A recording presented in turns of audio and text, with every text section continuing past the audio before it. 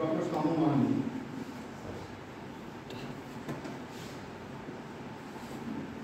এছাড়াও মঞ্চে উপস্থিত রয়েছেন আমাদের senior most teacher professor Shankar Kumar Nandi এবং মুগরিয়া গঙ্গাধর মহাবিদ্যালয়ের স্পিচ ডিপার্টমেন্টের প্রফেসর সৌরভ স্যার, আপনার নাম সৌরভ।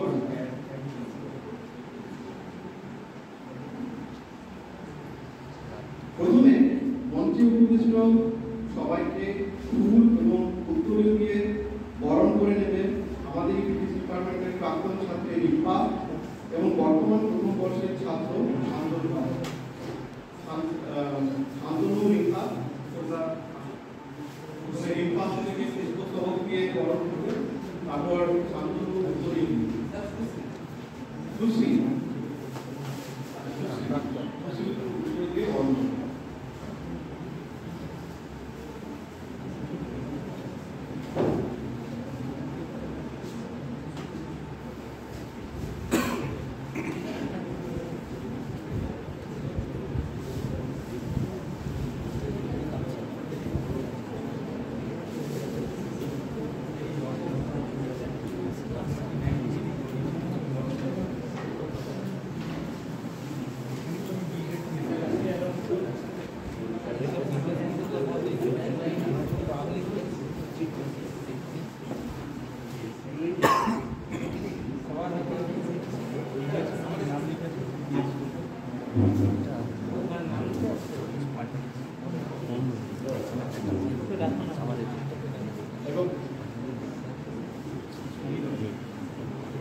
সবাই একটু হাততালি দিয়ে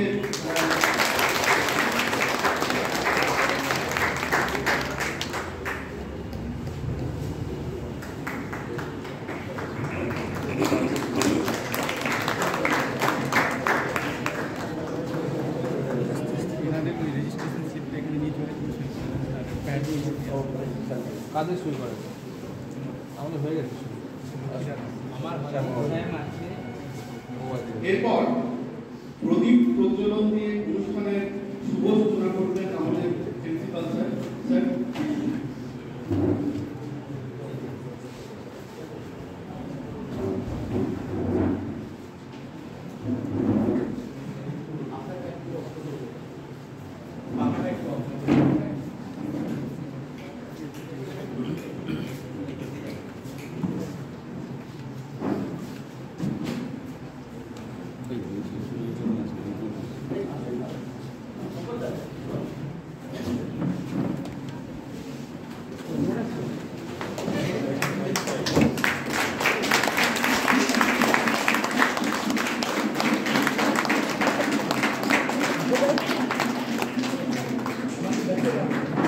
চালাচ্ছি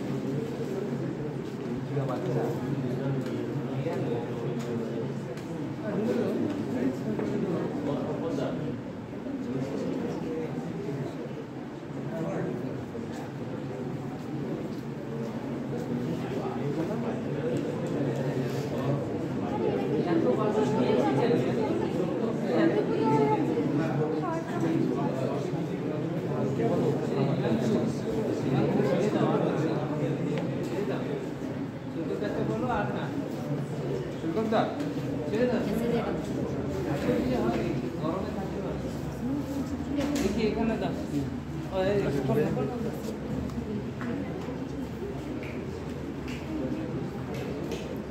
হয়ে গেছে রেশন না না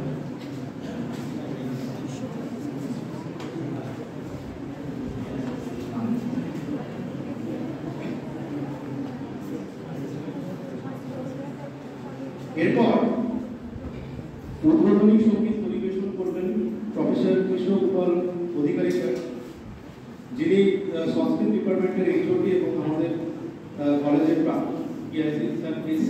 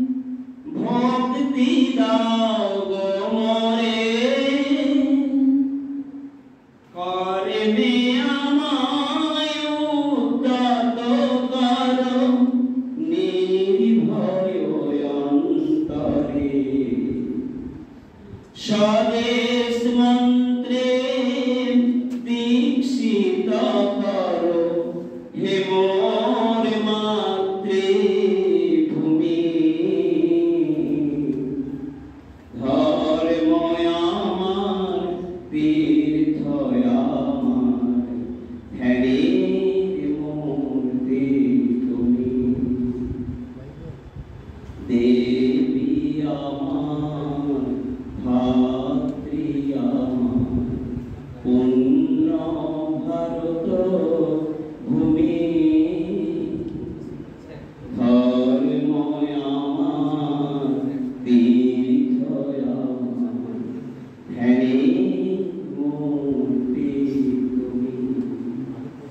জ্ঞানী মূর্তি তুমি।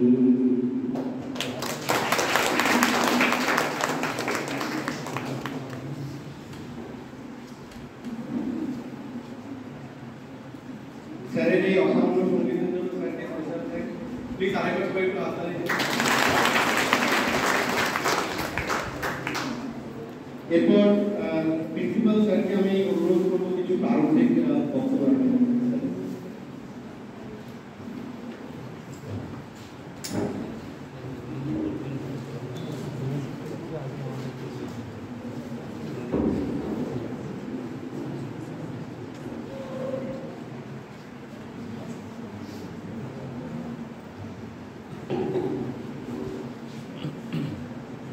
Today, 5th August 2022,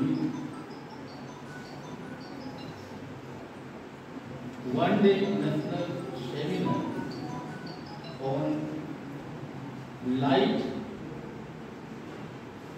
on Einstein and light is organized by Department of Physics, Chitananda College, Nandigram, in association with Department of Physics, Mugberia Gangadhar Mahavidyalaya. I am so happy that an eminent speaker, Dr. Ritik Mondal, Assistant Professor, IIT, that is ISM, Dhanbad, is present with us, as well as I am so happy Gangadhar Mugberia Mahavidyalaya has also sent some students and another our eminent officer, Professor Saurabh Ponda.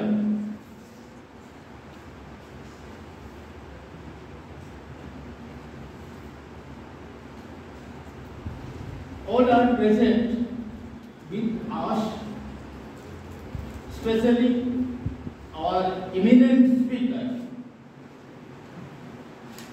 Ritik Mondal, has many works on light, on Einstein on light. I hope that his lecture will enrich our student, scholar and other participants. Thanks to both conveners, Dr. Shomo Jana, Assistant Professor, and Professor Himanshu Hajra, Assistant Professor, HOD of the department, and other faculty and students of various departments of Mugberia Mahavidyalaya and our college also. We have spent time to organize this seminar to highlight Einstein's on light, which was his, that means I want to say that his means Einstein's best idea was variable speed of light. In this regard, today our honorable young and energetic resource person will deliver lecture. Today's seminar is based on Einstein's quantum theory of light, that light is a composition of small packets of energy which are called photons and wave-like properties. In this theory, Albert Einstein also explained the process of emission of electrons from metals which are struck by lighting. Our resource person will discuss detail on it. I don't want to prolong my inaugural lecture. They will deliberate and they will deliver lecture on the topic.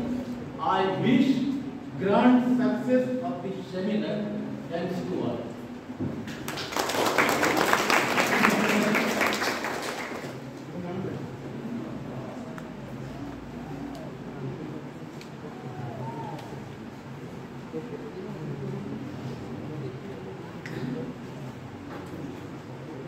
এখন আমি অত্যন্ত আনন্দের সাথে professor মন্ডলকে আপনাদের কাছে introduce করছি।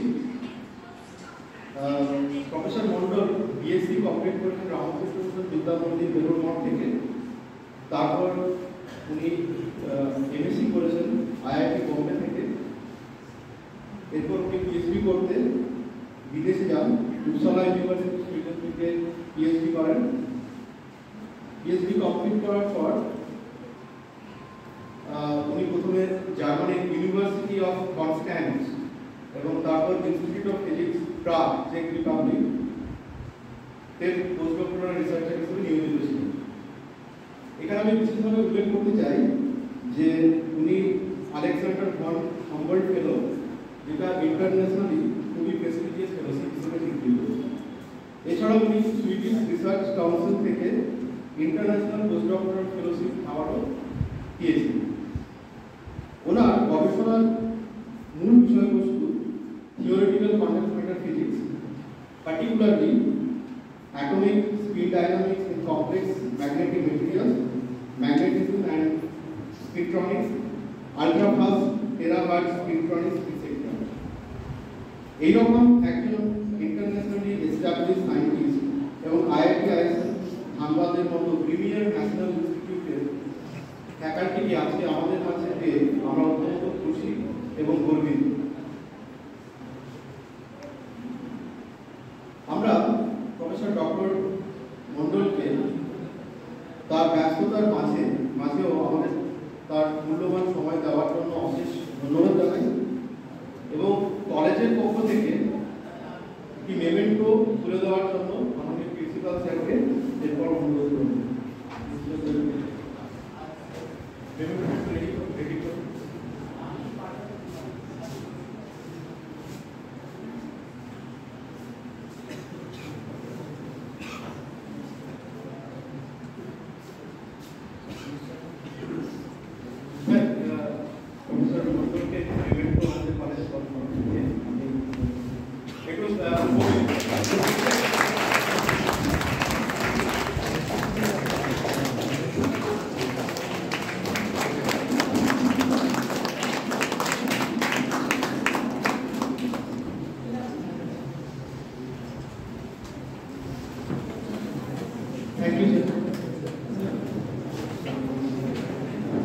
এখন আমি প্রফেসর মন্ডলকে তার লেকচারের জন্য আমন্ত্রণ জানাচ্ছি।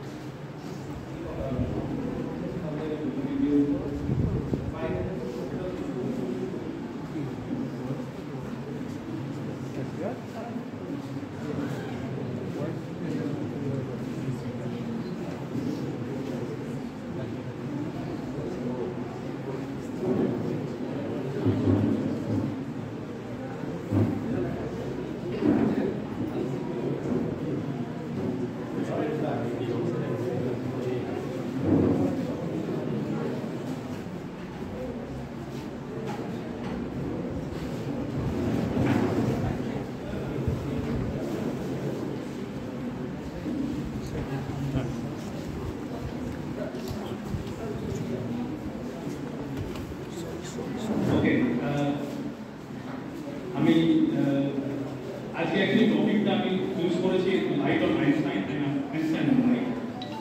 আমি বাংলা এবং ইংরেজি দুটো মিশিয়ে বলবো, মাঝে মধ্যে বাংলায় বলবো, মানে ম্যাক্সিমাম বাংলায় বলবো, মাঝে মধ্যে ইংলিশে বলতে পারি। সো আই হোপ ওটা প্রবলেম হবে না, রাইট? ওকে, আমার প্রথমে একটু রিসার্চের জায়গাটা বলি আমার। তো এটা আমার রিসার্চের টপিক নয়, আমার রিসার্চের টপিকটা হচ্ছে মোর অন হার্ড ড্রাইভ, মানে কম্পিউটার বা ল্যাপটপে যখন আমরা ডেটা স্টোর করি, যখন আমরা বলি যে একটা ফটো তুললাম, এখন আপনারা অনেকেই ফটো তুলছিলেন বা ভিডিও তুলছেন, তাই ওই ভিডিওগুলো যাচ্ছে কোথায়? কম্পিউটার বা আপনার মোবাইলের মধ্যে সামনে স্টোর হচ্ছে, তাই মোবাইলের মধ্যে স্টোর করছে একটা ডিস্ক রয়েছে, সেই ডিস্ক বেসিক্যালি স্টোর করে, যেটাকে আমরা বলি হার্ড ড্রাইভ। কম্পিউটারে হলে সেটাকে আমরা বলি হার্ড ড্রাইভ। এবার আমার রিসার্চের মেইন জায়গাটা হচ্ছে যে কি করে এই হার্ড ড্রাইভটাকে আরো বেটার করে, মানে একটু এক্সাম্পল দিই। একটা এক্সাম্পল হচ্ছে যেমন আমি তুমি করে বলছি সবাইকে, যদিও বয়স্করা রয়েছেন এখানে, বাট আমি স্টিল তুমি করে বলছি কারণ এটা মোর ফর স্টুডেন্ট। ওকে, সো ধরো যে তোমার মানে যখন হার্ড ড্রাইভে স্টোর হচ্ছে, যেটা হয় সেটা হচ্ছে ধরো তোমার একটা ছবি তুললে সেই ছবিটা যেখানে স্টোর হয় সেটা বলে হার্ড ড্রাইভ ডিস্ক। এবার স্টোর হয় কিভাবে? একটা ছোট একটা যখন ছবি তুলি সঙ্গে সঙ্গে কি হয়, ছোট একটা কারেন্ট পালস যায়, একটা কারেন্ট পালস দিয়ে কি করে একটা ডিস্ক থাকে এবং ডিস্কটা ঘুরতে থাকে। মানে আমি এটার কথা বলছি, মোবাইলের ব্যাপারটা একটু অন্যরকম। এবার একটা ছোট ডিস্ক থাকে, যে ডিস্কটা একটু ঘুরতে থাকে, আর ডিস্কের মধ্যে যেটা থাকে সেটা হচ্ছে একটা ম্যাগনেটিক প্লেট থাকে। ম্যাগনেটিক প্লেট মানে আইদার ওটা আয়নের হতে পারে, আয়রন, কোবাল্ট, নিকেল, এগুলো হচ্ছে ম্যাগনেটিক মানে চুম্বক, মানে এগুলো বেসিক্যালি চুম্বক অ্যাট্রাক্ট করে। তো এবার ওই ম্যাগনেটিক ডিস্কে কি থাকে, বিভিন্ন ইলেকট্রনস হচ্ছে সব জায়গায়, তোমার বডির মধ্যে রয়েছে, আমার এটার মধ্যে রয়েছে, এভরিথিং যেটা তুমি দেখছো চারিদিকে প্রত্যেকের মধ্যে ইলেকট্রনস রয়েছে। এবারে যেটা বলছিলাম ম্যাগনেটিক ডিস্কের মধ্যে ইলেকট্রনস গুলো রয়েছে, তাদের স্পিন থাকে, মানে হচ্ছে ইলেকট্রনটা আইদার আপ স্পিন করতে পারে অর ডাউন স্পিন করতে পারে। এবার যখন কারেন্ট পাঠায় এই আপ বা ডাউনটাকে আমরা বেসিক্যালি চেঞ্জ করি, আমরা আপ টু ডাউন করি অর ডাউন টু আপ করি, সেভাবে বেসিক্যালি স্টোর করা। এবার আমার রিসার্চের আইডিয়াটা হচ্ছে এটাকে কি করে ইমপ্রুভ করা যায়। এখন নরমালি যে আপ থেকে ডাউন বা ডাউন থেকে আপ করা যায়, সেটা করা যায় ন্যানো সেকেন্ডে। ন্যানো সেকেন্ডটা কত? ন্যানো সেকেন্ড হচ্ছে 10 টু দি পাওয়ার -9 সেকেন্ড, মানে 1 সেকেন্ডে 10 পাওয়ার 9 ভাগের 1 ভাগ, দ্যাট ইজ ন্যানো সেকেন্ড। ওই ন্যানো সেকেন্ডে আমরা একটা স্পিনকে আপ থেকে ডাউন করতে পারি। সেই কারণে যখন দেখবে যে একটা ডেটা, ধরো তোমার কাছে একটা ছবি আছে বা ভিডিও আছে, তুমি কম্পিউটার থেকে তুমি ধরো একটা পেন ড্রাইভে তুমি দেবে, ঠিক আছে, কম্পিউটার আছে কোথাও একটা, সেখান থেকে তুমি সেটাকে পেন ড্রাইভে যখন ট্রান্সফার করবে, দেখবে যে একটা সময় লাগবে, দেখাচ্ছে যে 1 মিনিট রিমেইনিং বা 30 সেকেন্ড রিমেইনিং। তো এইটা ডিপেন্ড করে কতটা টাইম লাগবে, এটা ডিপেন্ড করে কত ফাস্ট আমরা এই স্পিনটাকে আপ থেকে ডাউন করতে পারছি বা ডাউন থেকে আপ করতে পারছি। আর সেটা এখনকার যে টেকনোলজি সেটা করতে পারে ন্যানো সেকেন্ড টাইম স্পিড। ওকে, এবার এই পর্যন্ত বোঝা গেছে। এবার আমার যেটা রিসার্চ, সেটাতে আমরা চেষ্টা করব কারেন্ট পাঠিয়ে আমরা স্পিনটাকে আপ থেকে ডাউন করব না, আমরা যেটা চেষ্টা করছি যে একটা লাইট পাঠিয়ে, মানে লেজার লাইট, মানে এইটা বেসিক্যালি এই লেজার লাইটটা, এই লেজার লাইট পাঠিয়ে আমরা চেষ্টা করব এই ম্যাগনেটিক স্পিনগুলোকে, যে ইলেকট্রনিক স্পিনগুলোকে আপ থেকে ডাউন বা ডাউন থেকে আপ করা। এবং এটা যদি করা যায়, এটা অ্যাকচুয়ালি করা যায়, বাট কমার্শিয়ালি মানে মার্কেটে অ্যাভেলেবল করার জন্য, তার জন্যই বেসিক্যালি রিসার্চটা। এটা যদি করা যায় তাহলে আরো 10 পাওয়ার 3 টাইমস ফাস্ট হবে। মানে ধরো এখন যদি 1 মিনিট লাগে, তখন লাগবে 30, তখন লাগবে কত, 1 মিনিটের 1000 ভাগের 1 ভাগ। ওকে, তো সেটা আমার রিসার্চের আইডিয়া, বাট এটার উপর আমি রিসার্চ করি না, বাট এটা মোর ওয়ান জেনারেল টপিক, সবাই যেটা বুঝতে পারবে। ওকে, প্রথমে আমি যেটা শুরু করবো সেটা হচ্ছে যে লাইট অন আইনস্টাইন, মানে এই টপিকটার প্রথম লাইনটা মানে হচ্ছে লাইট অন আইনস্টাইন, মানে আইনস্টাইন কি ধরনের কাজ করেছিলেন তার একটা মোর ওভারভিউ দেওয়া, অফকোর্স, বা তার জীবনী নিয়ে খানিকটা বলা। বাট লেটার যেটা বক্তব্য সেটা হচ্ছে যে এটা হচ্ছে যে আইনস্টাইন অন লাইট, মানে আইনস্টাইন লাইট নিয়ে কি করে। এবং এই সময়টা এটা বলার জন্য আমাদের যেটা লাগবে সেটা হচ্ছে যে basically high school physics, high school mathematics, physics, এটাই বেসিক্যালি। এবং আমার এখানে অঙ্ক খুব বেশি নেই, ম্যাথমেটিক্স খুব বেশি নেই। তো লাইট নিয়ে আইনস্টাইনের যে ডিসকভারি, ওটা কোনো ব্রিলিয়ান্ট কিছু ডিসকভারি এরকম নয়। আমরা হয়তো ভাবি যে আইনস্টাইন খুবই বিরাট একটা সায়েন্টিস্ট, অবশ্যই মানে খুবই বিরাট সায়েন্টিস্ট ছিলেন, সেটা কথা নয়, কিন্তু পয়েন্ট হচ্ছে লাইট নিয়ে আইনস্টাইনের যে ডিসকভারিটা, ওটা একদম পাতি একটা ডিসকভারি ছিল উইদিন হিজ রেসপেক্ট। মানে ও যত বড় বিজ্ঞানী, তার রেসপেক্টে যে আইনস্টাইন অন লাইট তিনি কি করেছিলেন, লাইটের কোয়ান্টাম নেচার যেটা বললেন, এবং সেই নেচারটা যখন আবিষ্কার করেছেন তখন কিন্তু তিনি তার কাছে এটা এই আবিষ্কারটা খুবই নগণ্য একটা আবিষ্কার, সেটা নিয়ে আমরা আলোচনা করব। ওকে, সো আইনস্টাইন ডিসকভার করলেন, কে পড়ছো, কেউ বলতে পারছো হোয়াট ইজ দিস, এখানে কি লেখা রয়েছে? So light is a particle, এটাই হচ্ছে আইনস্টাইন আবিষ্কার করেন, এবং স্যার এক্স্যাক্টলি বললেন যে quantum nature of light and that is actually particle. Okay, এবং এটার জন্য অ্যাকচুয়ালি নোবেল প্রাইজ দেওয়া হয় আইনস্টাইনকে 1921 এ। যদিও একে আমি আবারও বলছি, আইনস্টাইনের এই ডিসকভারিটা is not a very big discovery according to him. Okay, এর চেয়ে অনেক বেটার ডিসকভারি করেছেন। এনিওয়ে, তো এবার নোবেল প্রাইজ পেয়েছেন, অফকোর্স নোবেল প্রাইজ পেয়েছেন, এবং নোবেল প্রাইজ পেলে কি হয়, একটা আর্টিকেল বেরোয় এই ধরনের একটা নোবেল কমিটি থেকে, সুইডেনের স্টকহোমে একটা নোবেল প্রাইজ দেওয়া হয়, এবং সেখানে ধরনের একটা আর্টিকেল বেরোয়, এবং এটা নোবেল কমিটির যে আর্টিকেলটা সেখান থেকে নেওয়া হয়। এখানে বলা হচ্ছে যে আইনস্টাইন জন্মগ্রহণ 1879 ইন জার্মানি, উলম বলে একটা শহরে ইন জার্মানি। তারপরে উনি মারা গেছেন ইউএসএ তে, এটা অন্য ব্যাপার।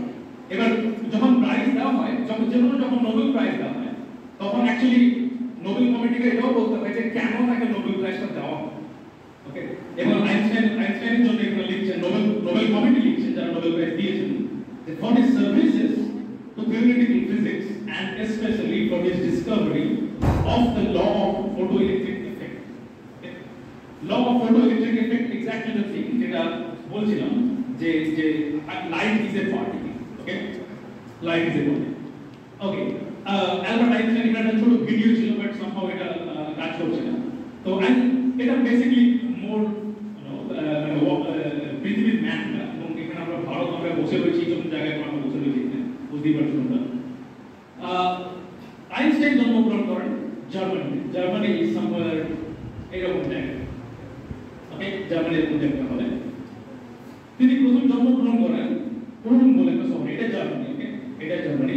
এখানে রয়েছে বেলজিয়াম, এটা নেদারল্যান্ড, এটা ফ্রান্স, এটা প্যারিস, এখানে রয়েছে এটা ফ্রান্স। তো উনি জন্মগ্রহণ করেন উলম বলে একটা শহর, এটা হচ্ছে ইটালি। পয়েন্টটা বেসিক্যালি আমি সেখানে পয়েন্টারটা দিয়েছি, এখানে পয়েন্টার রয়েছে।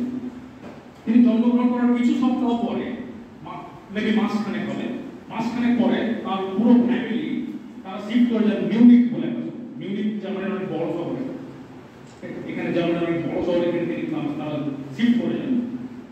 এবং এখানে তারা প্রথম স্কুলিং শুরু করে।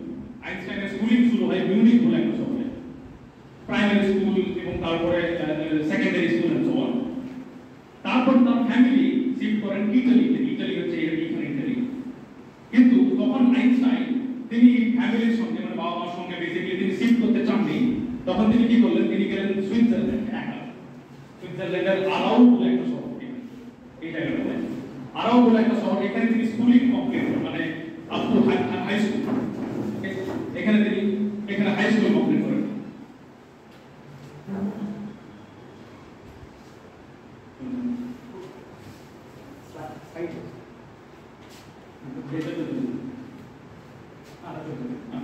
ওকে, সো এখানে তিনি আরাউ বলে একটা শহরে তিনি তার স্কুলিং কমপ্লিট করেন। তারপরে স্কুলিং কমপ্লিট করার পরে তারপরে তিনি মুভ করেন হচ্ছে জুরিক। এই যে পয়েন্টটা তার পাশে আছে জুরিক। জুরিক হচ্ছে সুইজারল্যান্ডের রাজধানী। জুরিকে তিনি শিফট করেন। জুরিকে শিফট করে তিনি তার ডিপ্লোমা কমপ্লিট করেন, মানে ব্যাচেলর, মানে বিএসসি, তোমরা এটা বুঝছো, বিএসসি তার কমপ্লিট। বিএসসি কমপ্লিট করার পরে তখনকার দিনে এটা হচ্ছে সালটা দেখতেই পাচ্ছ 1901 এ 1901 থেকে 1901 সালে তিনি বিএসসি কমপ্লিট করেন জুরিকে। এবং তখনকার দিনে অ্যাকচুয়ালি পড়াশোনার চাল অতটা ছিল না, মানে খুব যে বিএসসি করবো, এমএসসি করবো, পিএইচডি করবো, এখনকার দিনের মতো ওরকম ছিল না। তো বিএসসি কমপ্লিট করার পরে তিনি চাকরির চেষ্টা করেন, জুরিকে থেকেই তিনি চাকরির চেষ্টা করেন।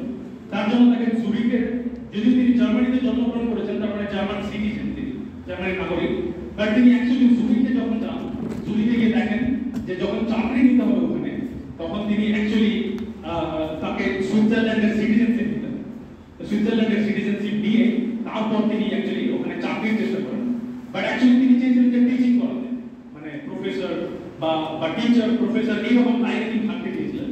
বাট অ্যাপারেন্টলি ওটা প্রচন্ড মুশকিলের চাকরি ছিল তখন থেকে। আর তখন ইউনিভার্সিটিও ছিল না। এখন যেমন প্রত্যেকটা জায়গায় ইউনিভার্সিটি কলেজ তৈরি হয়েছে, তখন অত ইউনিভার্সিটি কলেজ ছিল না। তো যথারীতি তার চাকরি ইউনিভার্সিটিতে বা টিচার হিসেবে চাকরি পাওয়া অতটা ইজি ছিল না। সেই কারণে তিনি চাকরি জয়েন করেন technical officer the patent office at Bern in Switzerland. Bern হচ্ছে এরকম একটা জায়গা সুইজারল্যান্ডে। তো ওখানে তিনি অ্যাকচুয়ালি চাকরি করেন, but not as a teacher, as a technical officer, মানে ক্লার্ক টাইপের একজন। বাট অ্যাপারেন্টলি তখন তার বয়স হচ্ছে 1971, ওনার জন্ম হচ্ছে 1879, আর 1901 মানে ওনার বয়স তখন হার্ডলি 21-22 বছর বয়স। ওকে, তখন তিনি, বাট এই সময়টা 1901 থেকে 1908, এই সময়টা তার চাকরির জীবন ছাড়া, চাকরির টাইম ছাড়া বাকি সময় তিনি অ্যাকচুয়ালি অভূতপূর্ব রিসার্চ করেন এই সময়টা, এবং most of his discoveries are built in 1901 to 1908, এই সময় যখন তিনি বার্ডে ছিলেন। তারপরে তিনি 1909 থেকে 1913 তার এই ধরনের ডিসকভারির জন্য তাকে জুরিকে প্রফেসর এক্সট্রাঅর্ডিনারি অ্যাওয়ার্ড দেওয়া হয়, এবং সেখানে তিনি প্রফেসর হন সুইজারল্যান্ডে। তারপর তিনি ভাবেন যে না, জার্মানিতে ফিরে যাই, কারণ আলটিমেটলি তিনি জার্মানিতে ফিরে যায়। তো জার্মানিতে তখন ফিরে যান 1914 থেকে 1933, তিনি জার্মানিতে ছিলেন ইউনিভার্সিটি অফ বার্ন। তারপরে ওই সময়ে জার্মানিতে তখন একটা অভূতপূর্ব একটা ঘটনা হচ্ছে, এটা হচ্ছে ওয়ার্ল্ড ওয়ার 2। জার্মানি তখন ওয়ার্ল্ড ওয়ার 2 হচ্ছে 1933, ওই সময়টাতে ওয়ার্ল্ড ওয়ারটা শুরু হচ্ছে, এবং হিটলার তখন আসছেন পিকচারে আস্তে আস্তে, যাকে জার্মানির লোকজন খুব যে পছন্দ করতো সেরকম ব্যাপারটা নয়। তো সেই কারণে আইনস্টাইনের অবদানকে তিনিও পছন্দ করতেন না। তো সেই কারণে তিনি অ্যাকচুয়ালি জার্মানি ছেড়ে দেন। তিনি জার্মানি ছেড়ে তিনি চলে যান 1934-এ, তিনি চলে যান ইউএসএতে, ইন প্রিন্সটন ইউনিভার্সিটি, যেখানে তিনি থিওরিটিক্যাল ফিজিক্সের প্রফেসর হন, এবং রেস্ট অফ হিজ লাইফ তিনি ওখানেই বেসিক্যালি ইউএসএতে তিনি পান। ওকে, আমার এই টকটা দেওয়ার আরেকটা মোটিভেশন হচ্ছে ইনি ভদ্রলোক, ইনি হচ্ছেন প্রফেসর ডগলাস হফস্টাটার, এবং আমার খানিকটা স্লাইড মানে 50% অফ স্লাইডস অ্যাকচুয়ালি ওনার থেকে নেওয়া, এবং তিনি অ্যাকচুয়ালি এক্স্যাক্টলি সেম টপিকের টক দিয়েছিলেন যখন আমি উপসালাতে ছিলাম সুইডেনে, Einstein on life and Einstein. এটা খুবই ইন্টারেস্টিং একটা টপিক, এবং ওনার থেকে আমি খানিকটা ইন্সপায়ার হব। তিনি বলছেন, ডগলাস হফস্টাটার, তিনি বলছেন যে I love hearing অ্যানালজিস in physics colloquial, something seminar, কিছু একটা সেমিনার হচ্ছে, সেখানে নর্মালি আমরা শুনতে চাই যে অ্যানালজি, আমরা শুনতে চাই অ্যানালজি কি জিনিস, আস্তে আস্তে আসছে। বাট স্পিকার্স মানে আমি যেমন speakers often seem assumed of giving, মানে স্পিকাররা নর্মালি চান না, মানে খুব লজ্জিত বোধ করছেন যে অ্যানালজি ফিজিক্সে চলে, because physics is rigorous, physics is very rigorous. মানে যখনই তোমরা কোনো বই দেখবে ফিজিক্সের বা ম্যাথমেটিক্সের, ফর এক্সাম্পল যখন কোনো বই দেখবে, তখন দেখবে প্রচুর ইকুয়েশনস রয়েছে, তোমরা অনেক ডেরিভেশনস করবে, রাইট? বইতে দেখবে প্রচুর ডেরিভেশনস রয়েছে, পরীক্ষায় অনেক সময় প্রচন্ড ডেরিভেশনস আসছে। তার মানে this is rigorous physics, it's not analogy. Analogy is something যেটা আমরা মুখে মুখে বলতে পারি, ডেরিভেশন আমরা মুখে মুখে নরমালি বলাটা একটু difficult. But physics is very rigorous. In fact তুমি যদি ফিজিক্সের বিভিন্ন বইগুলো দেখো, তখন দেখবে বিভিন্ন বইয়ের টাইটেল, বইয়ের যে টাইটেল তাতেই দেখছে যে rigorous atomic and molecular physics, rigorous results, rigorous time slicing approach in fine and fast integrals, rigorous methods in particle physics, rigorous, প্রচন্ড rigorously আমরা ফিজিক্সটাকে পড়ি। মানে মেইন কথা হচ্ছে আমরা প্রচন্ড rigorously ফিজিক্সটাকে পড়ি, which should not be the case. যেটা করা দরকার যে আমাদের নর্মালি অ্যানালজি নিয়ে বেশি কথা বলবো। What about analogy? Analogy মানে what is analogy? Analogy হচ্ছে কি জিনিস? Analogy হচ্ছে কম্প্যারিজন। লেটস সে দুটো জিনিসের মধ্যে একই রকম দুটো জিনিস, তাদের মধ্যে কম্প্যারিজন যখন করি, সেটাকে বলি অ্যানালজি। ফর এক্সাম্পল, ছোট একটা এক্সাম্পল দিই, রিয়েল লাইফ একটা এক্সাম্পল। লেটস সে তুমি ধরো নন্দীগ্রাম থেকে তুমি যাবে চন্ডীগড়, ওকে? তুমি যাবে একটা টোটোতে বা একটা অটোতে উঠবে, এবং তুমি জানো যে এটা মোটামুটি 20 কিলোমিটার মতো, এবং অটোতে মোটামুটি আমার ভাড়া নেয় 25-26 টাকা বা 30 টাকা ভাড়া। আমি এক্স্যাক্টলি কথা আমি জাস্ট বলছি, ধরো 30 টাকা ভাড়া। নাও তুমি যাবে এখান থেকে হেঁটে, তুমি জানো না কত টাকা নেয়, আর তুমি জানোই না কত টাকা নেয়।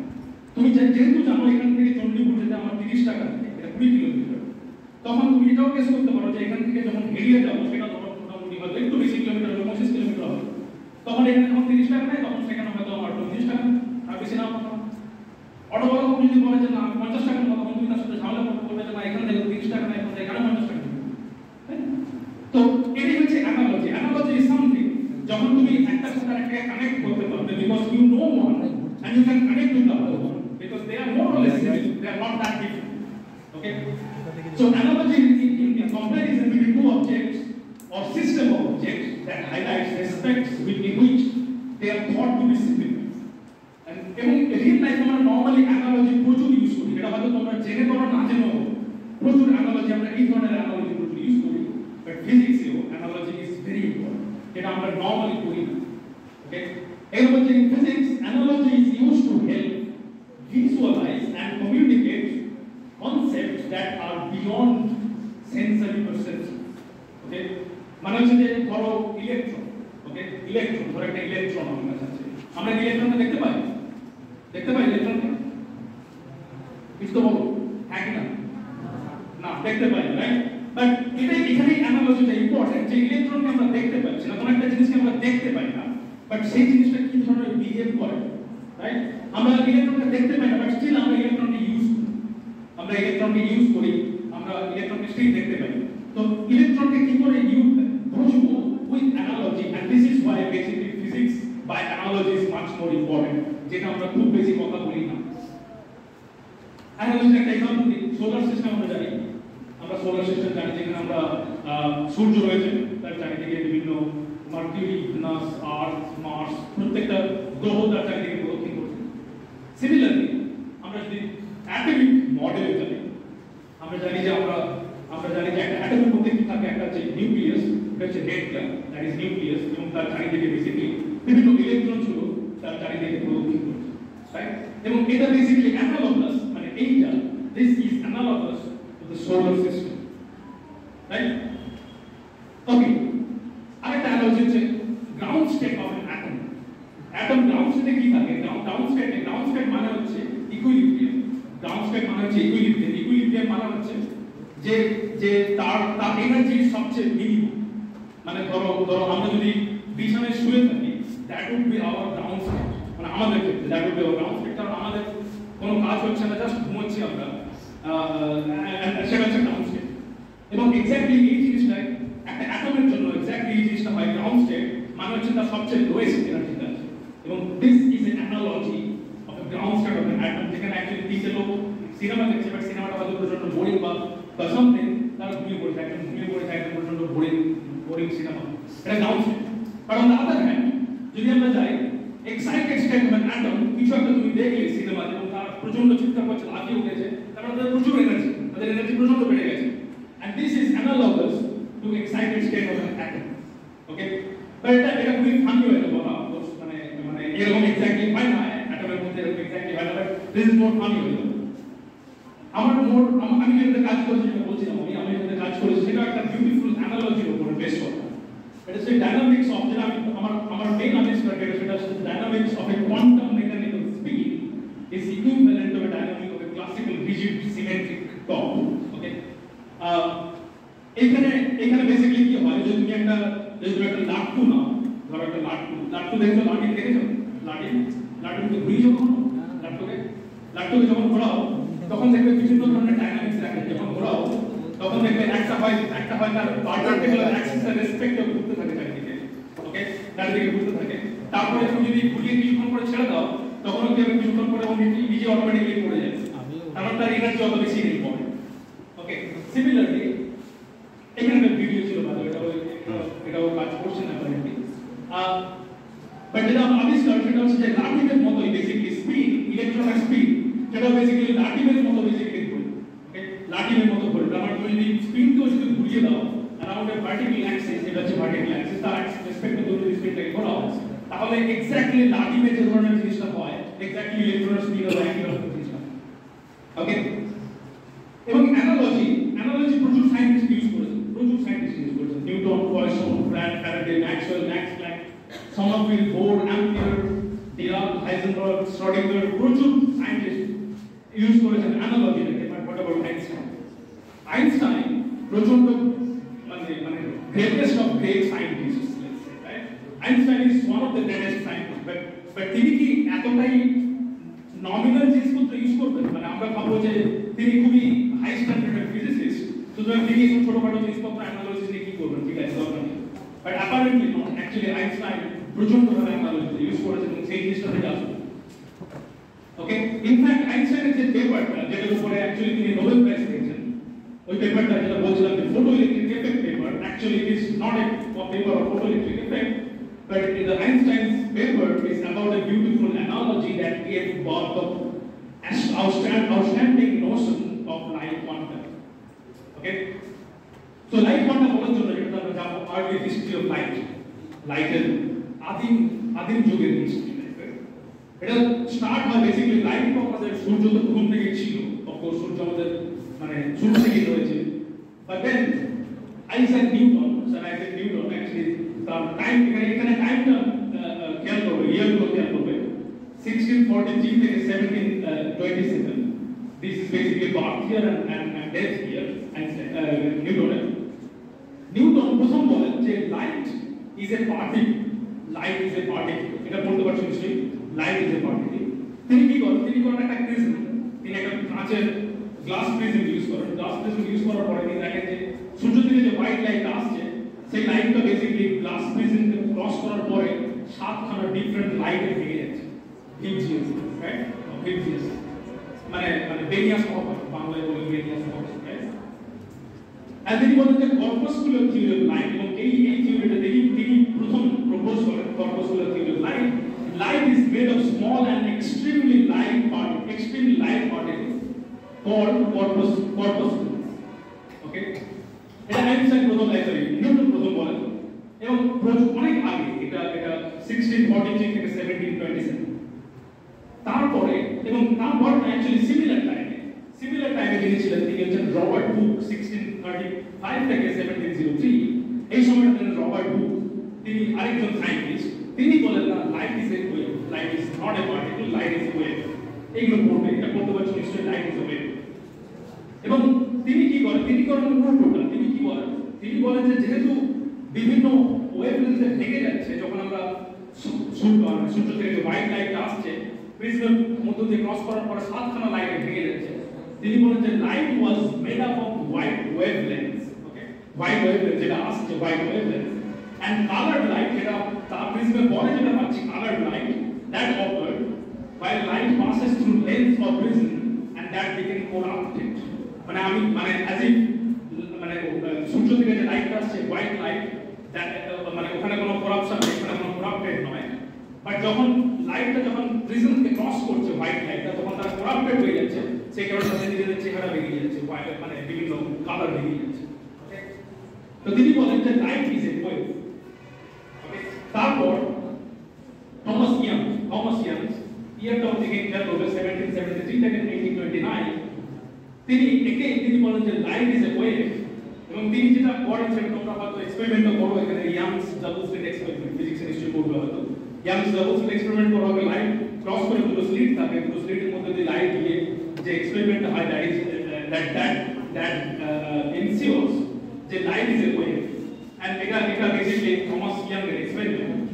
তারপরে ফ্রেসনেল another এক্সপেরিমেন্ট করেন, এবং তিনি বলেন যে light is another light also wave. এখানে ছিল লংজিটিউডাল ওয়েভ মানে কি, যেমন ওয়েভ হলে কি হয়, যে কোনো ওয়েভ যখন একটা জায়গা থেকে আরেকটা জায়গায় ট্রান্সফার করে তখন সেটা ভাইব্রেট করতে ট্রান্সফার করে। ওকে, মানে ধরো যখন তুমি একটা ওয়েভ যখন ড্র করো, this is like wave, this is a wave, but এই ওয়েভটা মানে এটা বেসিক্যালি ভাইব্রেট করছে এইরকম ওয়েভে, and that is longitudinal, but that is transverse, but longitudinal মানে এটা হবে ইন প্লেন, মানে আমি এখান থেকে এখানে যাচ্ছি, আমরা দুভাবে যেতে পারি, এখান থেকে যখন এখানে লাইট যাচ্ছে তখন ওয়েভ হিসেবে এভাবে যেতে পারে, ওকে, এভাবে যেতে পারে, অর এভাবে যেতে পারে, রাইট? দুভাবে possible, because they are perpendicular, একটা এভাবে সম্ভব, আরেকটা হচ্ছে এইভাবে, মানে ইন প্লেন সম্ভব। So in plane is longitudinal and the out of plane মানে এভাবে, that is basically transverse. Okay, but still light is a wave, মানে এই জিনিসটা আছে যে লাইট ইজ এ ওয়েভ, একটা জায়গা থেকে যখন একটা জায়গায় ট্রান্সফার করে তখন light is still a wave.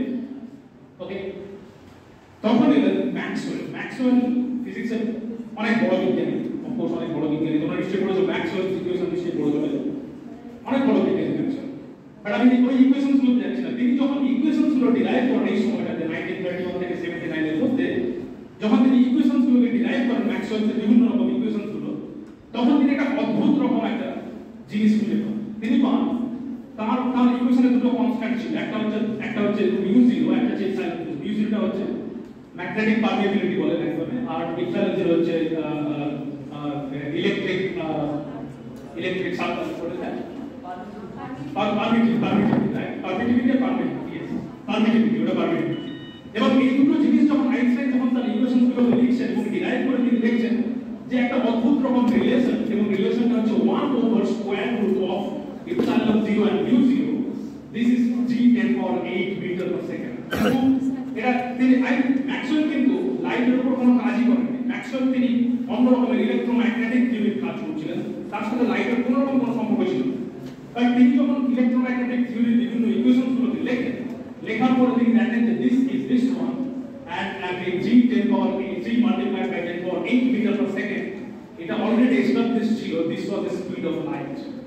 ওকে, এবং মানে এটা বলছেন যে ম্যাক্সওয়েল কখনোই লাইটের উপর কাজ করেননি, এটা সম্ভব হয়ে গেছে যে তিনি যখন ইলেকট্রোম্যাগনেটিক থিওরি নিয়ে আবিষ্কার করেন, ইলেকট্রোম্যাগনেটিক থিওরির ইকুয়েশনগুলো তিনি আবিষ্কার করেন, তখনই তিনি দেখেন যে ইলেকট্রোম্যাগনেটিক থিওরিগুলো মানে ইলেকট্রোম্যাগনেটিক ওয়েভসগুলো অ্যাকচুয়ালি লাইটের স্পিডে মুভ করে, এবং এবং সেখান থেকে তিনি এগেইন বলেন যে লাইট ইজ এ ওয়েভ।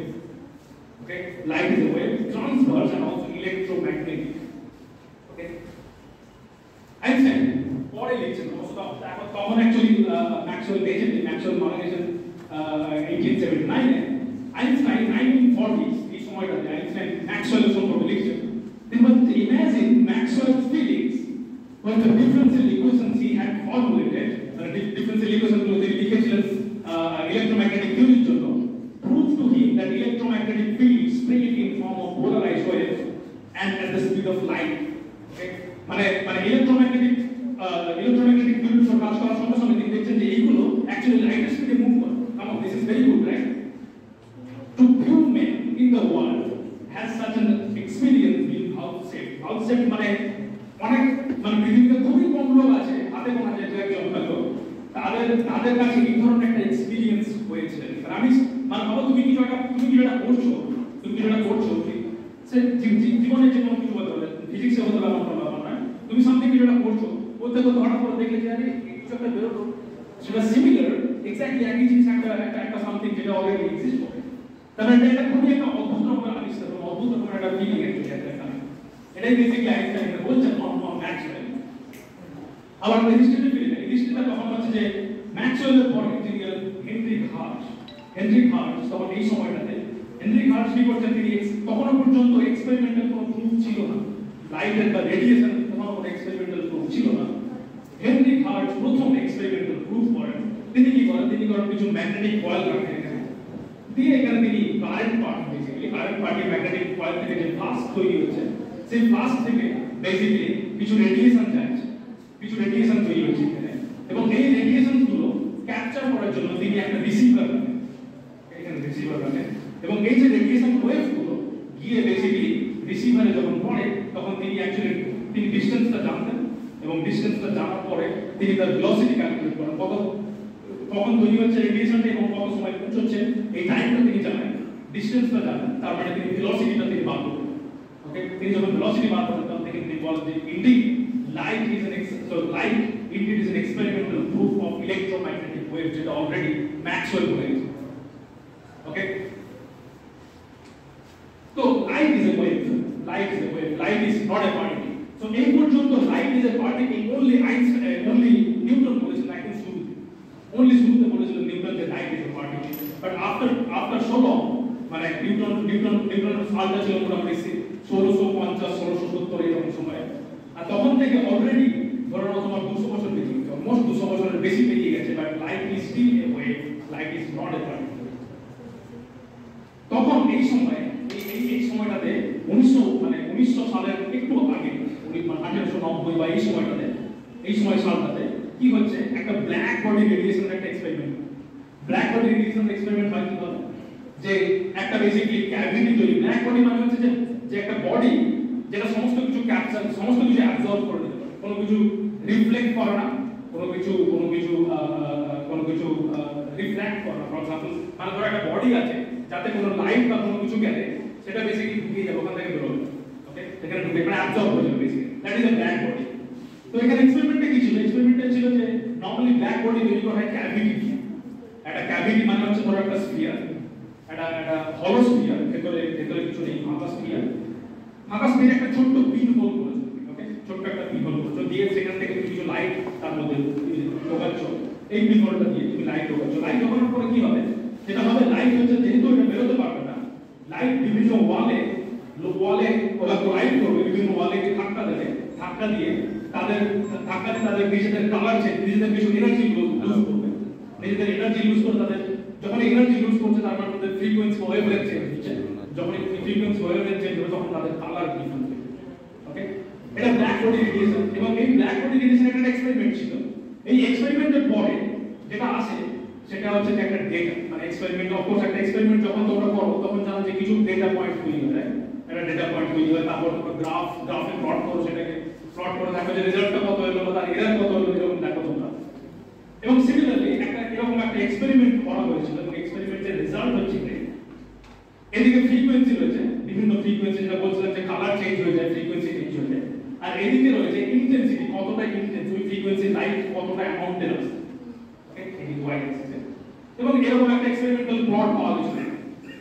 এটা পিওরলি এক্সপেরিমেন্ট, এর মধ্যে কোনো থিওরি নেই, এটা বেসড অন লাইট, এর মধ্যে কোনো থিওরি। এবার বিভিন্ন সঙ্গে সঙ্গে যখনই কোনো এক্সপেরিমেন্ট হয় সঙ্গে সঙ্গে একটা থিওরি আনার চেষ্টা হয় যে কেন এরকম হলো, মানে জিনিসটা কেন এরকম হলো। তো সেটার জন্য বিভিন্ন বিজ্ঞানীরা বেসিক্যালি চেষ্টা করেন এবং এই ডেটাগুলোকে এক্সপ্লেইন করার জন্য একটা থিওরি আনার জন্য। এবং সেখানে যে থিওরিটা আছে প্রথম, সেটা হচ্ছে Lord Rayleigh and James Jeans, 1900, okay, 1900 এই সময়টাতে Lord Rayleigh and James Jeans তিনি তারা এসে বেসিক্যালি একটা থিওরি আবিষ্কার করেন। আমি থিওরিটা ডিটেইলসে যাচ্ছি না, বাট থিওরিটা তিনি যেটা পড়েন সেটা দেখা যায় যে সেই থিওরিটা শুধুমাত্র এই ডেটা পয়েন্টগুলোকে, মানে লো ফ্রিকোয়েন্সি ডেটা পয়েন্টগুলোকে কভার করতে পারছে, লো ফ্রিকোয়েন্সি ডেটা পয়েন্টগুলোকে তারা এক্সপ্লেইন করতে পারছে। ওকে, মানে বেসিক্যালি তারা একটা ফর্মুলা ডিরাইভ করে, কোন একটা ইকুয়েশন তারা ডিরাইভ করে এবং সেই ইকুয়েশন থেকে তারা এইটাকে এক্সপ্লেইন করতে পারে, এই কটা ডেটা পয়েন্ট, বাট এইগুলোকে তারা এক্সপ্লেইন করতে পারেনি। তারপরে 1895 ফ্রাঙ্ক ওয়াইন তিনি কি বলছেন যে তিনি যে ফর্মুলাটা ডিরাইভ করেন সেই ফর্মুলাতে বেসিক্যালি এই ডান দিকের ডেটা পয়েন্টগুলোকে এক্সপ্লেইন করে দিচ্ছে। ওকে, ডান দিকের ডেটা পয়েন্টগুলোকে এক্সপ্লেইন করে। কিন্তু ম্যাক্স প্ল্যাঙ্ক তখন খুবই বড় সায়েন্টিস্ট, প্রচন্ড বড় সায়েন্টিস্ট। আইনস্টাইন তখন জন্ম হয়েছে বড়, আইনস্টাইন অত বড় বিজ্ঞানী হন তখন, বাট ম্যাক্স প্ল্যাঙ্ক তখন পর্যন্ত অনেক বড় বিজ্ঞানী। এবং তিনি কি করলেন, তিনি বললেন যে কোনটা যখন হচ্ছে না, মানে দুজন যখন ডেসক্রাইব করতে পারছে না ফুল প্লটটাকে, তখন তিনি বললেন যে ওকে, সমস্ত ডেটা পয়েন্টগুলো আছে আমরা ফিট করে, আমরা ডেটা পয়েন্টগুলোকে একটা কানেক্ট করে যাই, কানেক্ট করে কি একটা ইকুয়েশন আমরা তৈরি করতে পারি, যেটা এখন এক্সেল ফাইলে, মানে তোমার মাইক্রোসফট এক্সেলে খুব ইজিলি করতে পারো। তোমাকে যদি 10খানা ডেটা পয়েন্ট দিয়ে দেওয়া হয়, তুমি একটা জাস্ট লাইন টেনে দেবে, 10খানার উপর লাইন টেনে তুমি বলবে যে এই প্লটটা ইকুয়েশনটা হচ্ছে let's say y equals to x square, এরকম পাবে। এটা এখন খুব ইজিলি করা যায়, তখনকার দিনে কম্পিউটার ছিল না, অফকোর্স তখনকার দিনে অতটা ইজি ছিল না, বাট ম্যাক্স প্ল্যাঙ্ক তিনি অ্যাকচুয়ালি এটাই করেন। তিনি করেন কি, কয়েকটা ডেটা পয়েন্টকে তিনি জয়েন করে একটা ইকুয়েশন দিয়ে তৈরি করেন। তিনি বলেন যে এই ইকুয়েশনটা এই ব্ল্যাক বডি রেডিয়েশনের এক্সপ্লেইন করতে পারছে। বাট ম্যাক্স প্ল্যাঙ্ক প্রচন্ড বড় বিজ্ঞানী ছিলেন, বাট তার কাছে এটা শোভা পায় না। মানে ধরো মানে একটা খুব বড় মানুষ হলে তার থেকে যেটা তুমি এক্সপেক্ট করতে পারো না, ম্যাক্স প্ল্যাঙ্ক সেরকম একটা কাজ করে, রাইট? বাট তিনি জানতেন না এই যে ইকুয়েশনটা তিনি যে ডিরাইভ করেছেন, বা এই ইকুয়েশনটা যে ইকুয়েশনটা অ্যাকচুয়ালি পুরোটাকে এক্সপ্লেইন করতে পারছে, সেই ইকুয়েশনটা করতে গেলে তিনি কোনো উত্তর দিতে পারেন। তো ম্যাক্স প্ল্যাঙ্ক বলছেন যে আফটার ইমেন্স স্ট্রাগল, খুবই স্ট্রাগল করে, খুবই পরিশ্রম করতে চায় max প্ল্যাঙ্ককে, managed to derive the curve from strange and unprecedented assumption that tiny resonators in the cavity's wall, cavity মানে black body যেটাকে বলছিলাম, cavity's wall could take only a state of discrete energy value। এইখানে max Planck প্রথম তিনি বলেন যে এই black body রেডিয়েশনের যে ডেটা সেটগুলো, সেটাকে যদি আমাকে এক্সপ্লেইন করতে হয়, তাহলে আমাদেরকে অ্যাজিউম করতে হবে যে ক্যাভিটি মানে যে black body radiation, black body ওয়ালের মধ্যে যে ওয়েভটা তৈরি হচ্ছে, যে ওয়েভটা, সেই ওয়েভটার only discrete energy values থাকবে। ওকে, discrete energy values থাকবে। ম্যাক্স প্ল্যাঙ্ক অ্যাকচুয়ালি 1900 সালে already light is a wave, এটা অলরেডি এস্টাবলিশড, ওয়েল এস্টাবলিশড, এটার উপরে question why. Okay, মানে 200 বছর ধরে well established হয়ে এসেছে যে light is a wave. So Max Planck never touched on Einstein's the question of light nature. But light is always a wave. Light যে অন্য কিছু হতে পারে তার কোনোরকম কোনো প্রশ্ন তিনি করেননি। ম্যাক্স প্ল্যাঙ্ক কোনোরকম কোনো প্রশ্ন করেন। আইনস্টাইন এবার আসছে আইনস্টাইন 1905 সালে প্রিন্সিপাল সেকশন দরকার আছে এখন এখন পরে আর ঘন্টা পরে আর এখন রিসার্চ ক্লাস চলছে আর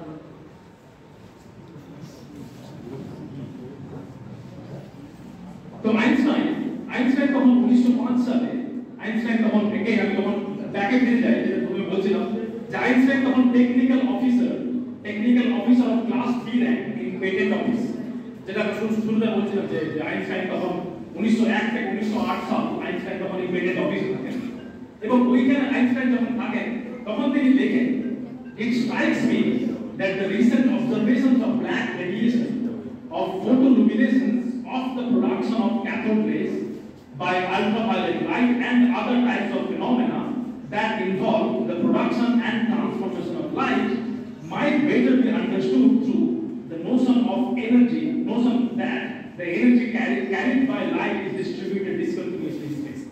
এটা খুবই ইন্টারেস্টিং একটা আইডিয়া যেটা তিনি বলেন আইনস্টাইন 1905 সালে তিনি বলছেন যে এই জিনিসটা এই যে ব্ল্যাক বডি রেডিয়েশন যেটাকে আমরা এক্সপ্লেইন করতে পারছি না সেই জিনিসটাকে একমাত্র এক্সপ্লেইন করা যেতে পারে যদি লাইটের energy distributed discontinuously in space okay একটা স্পেসের মধ্যে যদি ডিসকন্টিনিউয়াসলি ডিস্ট্রিবিউটেড থাকে তাহলে একমাত্র তখনই আমরা এই যে ব্ল্যাক বডি রেডিয়েশনের যে বিভিন্ন ডেটা পয়েন্ট সেটাকে আমরা এক্সপ্লেইন করতে পারবো তো আইনস্টাইন কি বলেন আইনস্টাইন বলেন যে he rejected Rayleigh and Jeans okay Rayleigh and জিগসের যে ফর্মুলাটা ছিল প্রথমে যেটা কাজ করছিল না এইখান থেকে যেটা কাজ করছিল না সেটাকে তিনি বেসিক্যালি রিজেক্ট করেন তিনি বলেন যেটা চলবে না এবং তিনি বলছেন ম্যাক্স প্ল্যাঙ্ককে বিশ্বাস করেন কারণ ম্যাক্স প্ল্যাঙ্ক নিজেকে বিশ্বাস করেন ম্যাক্স প্ল্যাঙ্ক যে যেটাকে তিনি ম্যাক্স প্ল্যাঙ্ক যে বেসিক্যালি ডেটা ফিট করেছিলেন ইন সেন্স এবং ম্যাক্স প্ল্যাঙ্ক যেটা করেছিলেন সেটা নিজে তিনি বিশ্বাস করেন নিজে আদৌ সেটা ঠিক কিনা ওকে সুতরাং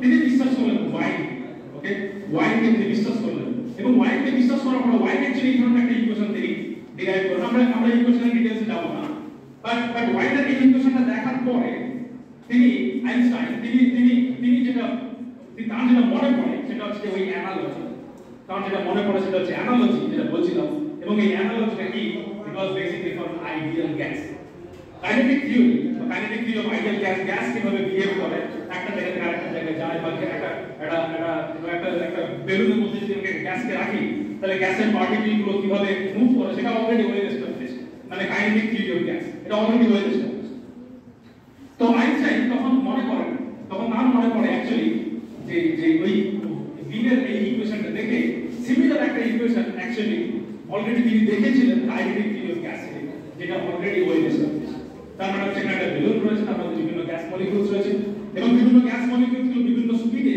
মুভ করে মানে একটা যখন গ্যাস মলিকিউলস থাকবে তখন মানে কিছু গ্যাস মলিকিউলসের ভেলোসিটি কম হবে আবার কিছু গ্যাস মলিকিউলসের ভেলোসিটি বেশি হবে বেশি ভেলোসিটি মানে এই যে উইন্ডটা বেসিক্যালি বেশি দেখাচ্ছে আর কম ভেলোসিটি মানে এইগুলো বেসিক্যালি কম ভেলোসিটি এগুলো হচ্ছে বেশি ভেলোসিটি এবার এখানে তুমি যদি একটা প্লট করো বিভিন্ন গ্যাস মলিকিউলস তার মানে একটা গ্যাসের সিস্টেম অফ গ্যাসের মধ্যে বিভিন্ন গ্যাস মলিকিউলস গুলো রয়েছে এবং বিভিন্ন গ্যাস মলিকিউলস গুলো বিভিন্ন রকম ভেলোসিটি এবং সেটাকে তুমি যদি একটা হিস্টোগ্রামে প্লট করো তাহলে তুমি দেখবে যে কম ভেলোসিটি এগুলো বেশি ভেলোসিটি কম ভেলোসিটি থেকে বেশি ভেলোসিটি তার মানে এদিকে এক্স অ্যাক্সিসে ভেলোসিটি গুলো রয়েছে on the y axis number of gas molecules বা ইন্টেন্সিটি অফ গ্যাস মলিকিউলস যদি বলি আমরা ওয়াই অ্যাক্সিসে তাহলে এরকম একটা হিস্টোগ্রাম তৈরি হবে এরকম একটা প্লটকে আমরা হিস্টোগ্রাম এবং এটা অলরেডি ওয়েল এস্টাবলিশড 1860s থেকে আমরা বলছি 1900 এর কথা but it is already 1860s this is already well established for kinetic theory of gas okay তো যখন তিনি দুটো ইকুয়েশনকে সাইড বাই সাইড রাখেন দুটো ইকুয়েশন একটা হচ্ছে ব্ল্যাক বডিতে ভিনের জন্য এটা ভি যেটা ডিরাইভ করেছিলেন যেটা অ্যাকচুয়ালি শুধুমাত্র হাই ওয়েভলেন্থের হাই ফ্রিকোয়েন্সি এগুলোকে এখানে দিয়ে হাই ফ্রিকোয়েন্সি একমাত্র ডেটাগুলোকে এক্সপ্লেইন করতে পারছিল এই ইকুয়েশনটা together with the equation from ideal gas এটা হচ্ছে আইডিয়াল গ্যাস দুটো ইকুয়েশন যদি তুমি দেখো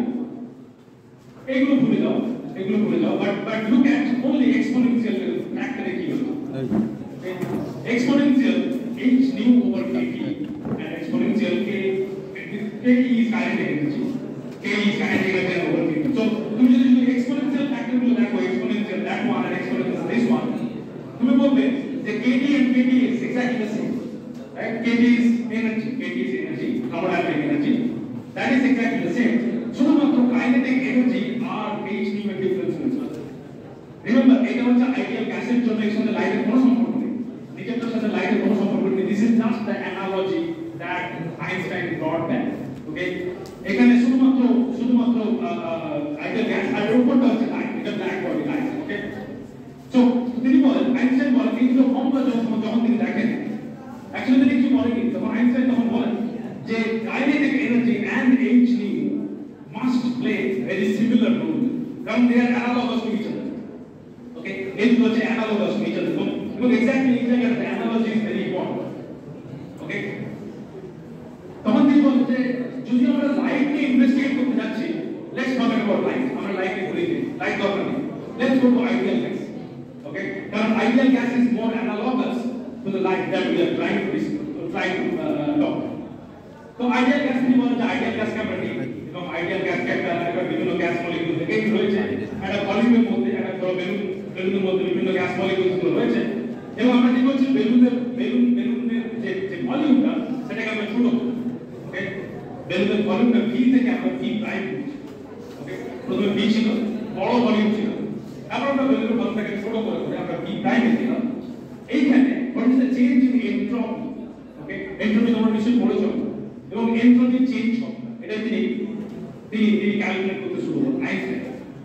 রিমেম্বার, প্রথমত আইনস্টাইন লাইট নিয়ে আবিষ্কার করতে যাচ্ছিলেন, বাট তখন তিনি analogous to ideal gas, because analogy exactly the same analogy in ideal gas, সুতরাং তিনি লাইট ছেড়ে দিয়ে আইডিয়াল গ্যাস তিনি এন্ট্রপি ক্যালকুলেট করেন এবং তিনি এন্ট্রপি ক্যালকুলেট করেন এবং সিমিলারলি এই এন্ট্রপিটা আবার ক্যালকুলেট করেন লাইট ব্ল্যাক বডি রেডিয়েশনের জন্য। তিনি আবার সিমিলারলি আইডিয়াল গ্যাস থেকে ভেলোসিটি v ছিল, সরি ভলিউম v ছিল, সেখান থেকে তিনি ডিফাইন করেন, সেখানে যে চেঞ্জ ইন এন্ট্রপি সেটা তিনি ক্যালকুলেট করেন। অন দ্য আদার হ্যান্ড তিনি আবারও করেন যেটা হচ্ছে একটা ব্ল্যাক বডি ছিল, ব্ল্যাক বডির যে ভলিউম ছিল সেই v থেকে ছোট v প্রাইমে তিনি করেন এবং দুটোর মধ্যে তিনি চেঞ্জ ইন এন্ট্রপি ক্যালকুলেট করেন এবং চেঞ্জ ইন এন্ট্রপি ক্যালকুলেট করার পর তিনি দেখতে পান যে this is the change in entropy. আবার ভুলে যাবার ইকুয়েশনস গুলো ভুলে যেতে বলছি, ইকুয়েশনস গুলো দরকার নেই, যেটা আমাদের দরকার সেটা হচ্ছে যে পাওয়ার কি হচ্ছে, এটা দেখো k log v over v prime power n, এটা k log v over v prime power e over h nu. Okay, that was exactly the same thing এটা for ideal gas, ওপরটা for ideal gas আর নিচেটা হচ্ছে লাইটের জন্য, v এর জন্য light, এবং exactly the same thing তিনি পেয়েছেন, but with a difference, just a difference in the power. Okay, n ওপরে রয়েছে n, ক্যাপিটাল N, আর নিচে রয়েছে e over h nu. So again, analogy থেকে তিনি বলেন যে এখানে একটা ন্যাচারাল ম্যাপিং রয়েছে এবং ম্যাপিংটা কি?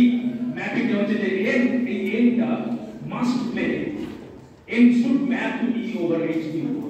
Okay, এখানে n, this n is n should exactly be the same as e over h nu because এগুলো exactly the same. দেখো এখানে যে k log v over v prime, k log v over v prime, কোনো difference নেই এখানে, exactly মানে only difference হচ্ছে যে এখানে n রয়েছে, এখানে e over h nu রয়েছে। ওকে, এই ডিফারেন্স দেখার পরে তিনি বলেন যে আলবার্ট আইনস্টাইন তখন তিনি বলেন যে n should naturally map to e over h nu এবং অলরেডি লেফট হ্যান্ড সাইড যখন আমরা আইডিয়াল গ্যাস নিয়ে কথা বলছি তখন আমরা জানি যে n is number of gas molecules, যেটা আমরা নরমালি জানি n is normally number of gas molecules, but Einstein বলেন যে লাইটের জন্য right hand side e over h nu must be number of light molecules. Okay, gas molecules এর মতো similarly number of light molecules, এবং সেখান থেকে তিনি বলেন যে light is a wave, no, light is not a wave, that is a cross mark, but light is indeed a particle. Okay, এই পর্যন্ত মোটামুটি আমরা ডিসকাস করছি। তো এই পেপারটা এবার আমি গল্প বলি, গল্পটা হচ্ছে এই পেপারটা তিনি পাবলিশ করতে চান অ্যানাল এন্ড ফিজিক্স, একটা আমরা জানি এটা খুব বড় জার্নাল, যখন কোনো রিসার্চ পেপার হয়, যখন কোনো রিসার্চ আর্টিকেল কেউ লেখে তখন কি হয় তখন সেটাকে ছাপাতে হয়, রিসার্চ আর্টিকেল না ছাপালে কেউ দেখতে পাবে, সবাই লোকের মধ্যে কমিউনিকেট করতে পারে, সেই কারণে পাবলিশ করা হয়। তো তখনকার দিনে বড় জার্নাল ছিল অ্যানালিসিস এন্ড ফিজিক্স, এবং এইখানে তিনি পাবলিশ করার জন্য পাঠান। ওকে, কিন্তু অ্যাপারেন্টলি যেটা হয়, এই যে জার্নালটার যে ডাইরেক্টর ছিলেন, যে মেইন লোক ছিলেন, তিনি ছিলেন ম্যাক্স প্ল্যাঙ্ক। ওকে, এবং ম্যাক্স প্ল্যাঙ্ক নিজেই অ্যাকচুয়ালি নিজের থিওরির উপর বিশ্বাস করেননি, তিনি আইনস্টাইনের থিওরির উপর বিশ্বাস করেন। আইনস্টাইন তখন জাস্ট 22-25 বছর বয়স, 1905, আইনস্টাইন জাস্ট 25-26 বছরের মতো বয়স। যদিও এট দ্য এন্ড এই পেপারটা পাবলিশ হয় অ্যানালিসিস ফিজিক্সে, but who believe in this ideas, মানে এই যে জিনিসটার উপর কে বিশ্বাস করেছিল, অ্যাকচুয়ালি কেউই বিশ্বাস করেনি, অনলি আইনস্টাইন নিজে। আইনস্টাইন একমাত্র নিজে বিশ্বাস করেছিলেন যে দিস ইজ কারেক্ট। পৃথিবীতে কেউই বিশ্বাস করেনি যে এই জিনিসটা লাইট ইজ এ পার্টিকেল, এটা যে পার্টিকেল হতে পারে, তখন কেউই বিশ্বাস করতে পারেনি। তার কারণটা হচ্ছে যে লাইট পার্টিকেল হলে একটা জায়গা থেকে আরেকটা জায়গায় মুভ করছে কেন? ওকে, লাইট যদি একমাত্র ওয়েভ হয় তখনই একমাত্র একটা জায়গা থেকে আরেকটা জায়গায় মুভ করতে পারে, যদি পার্টিকেল হয় তাহলে কি করে? এই যে আইডিয়াটা কারোরই ছিল না, but only technical expert or professor or teacher or nothing is a technical expert, একমাত্র ওই লোকই বিশ্বাস করেছিল তার কথায়। বাট অবশ্যই যখন কোনো ডিসকভারি হয়, তখন যদি কেউ বিশ্বাস নাও করে, তখন তুমি যদি কনফিডেন্ট থাকো, তোমাকে নিজেকে আরো কিছু করতে হবে in order to convince others যে আমি যেটা বলছি সেটা ঠিক। তখন আইনস্টাইন নিজে আরো কিছু ইনভেস্টিগেট করলেন, অনেক কিছু বললেন। তার মধ্যে আরো উল্লেখযোগ্য যেটা হচ্ছে যে হিট এন্ড সাউন্ড। লাইটে শুধুমাত্র না থেকে তিনি হিট মানে হিট এবং সাউন্ডে, এবং তিনি ইনডিড বললেন যে all periodic phenomena should have quantized energy level, মানে হচ্ছে যে অল দ্য পিরিয়ডিক ফেনোমেনা যেটা আমরা দেখি চারপাশে, লাইট হতে পারে, হিট হতে পারে, সাউন্ড হতে পারে, এনিথিং, সেগুলো সবসময় কোয়ান্টাম নেচার থাকবে। ওকে, সেগুলো সবসময় কোয়ান্টাম নেচার থাকবে, not only restricted to light. Max Planck তখন 1913 সালে, আইনস্টাইন এটা আবিষ্কার করেছেন 1905 এ, তারপর 1907 এ another theory of heat and sound. Light হয়েছে 1905 এ, হিট এন্ড সাউন্ড 1907 এ, তারপরে 1913 এ এট দ্য এন্ড মোটামুটি 10 বছরের গ্যাপে ম্যাক্স প্ল্যাঙ্ক তখন বলছেন আইনস্টাইনের সম্পর্কে। তিনি বলছেন যে he may occasionally have gone a bit overboard in his speculations মানে basically analogy. Speculation is more like analogy.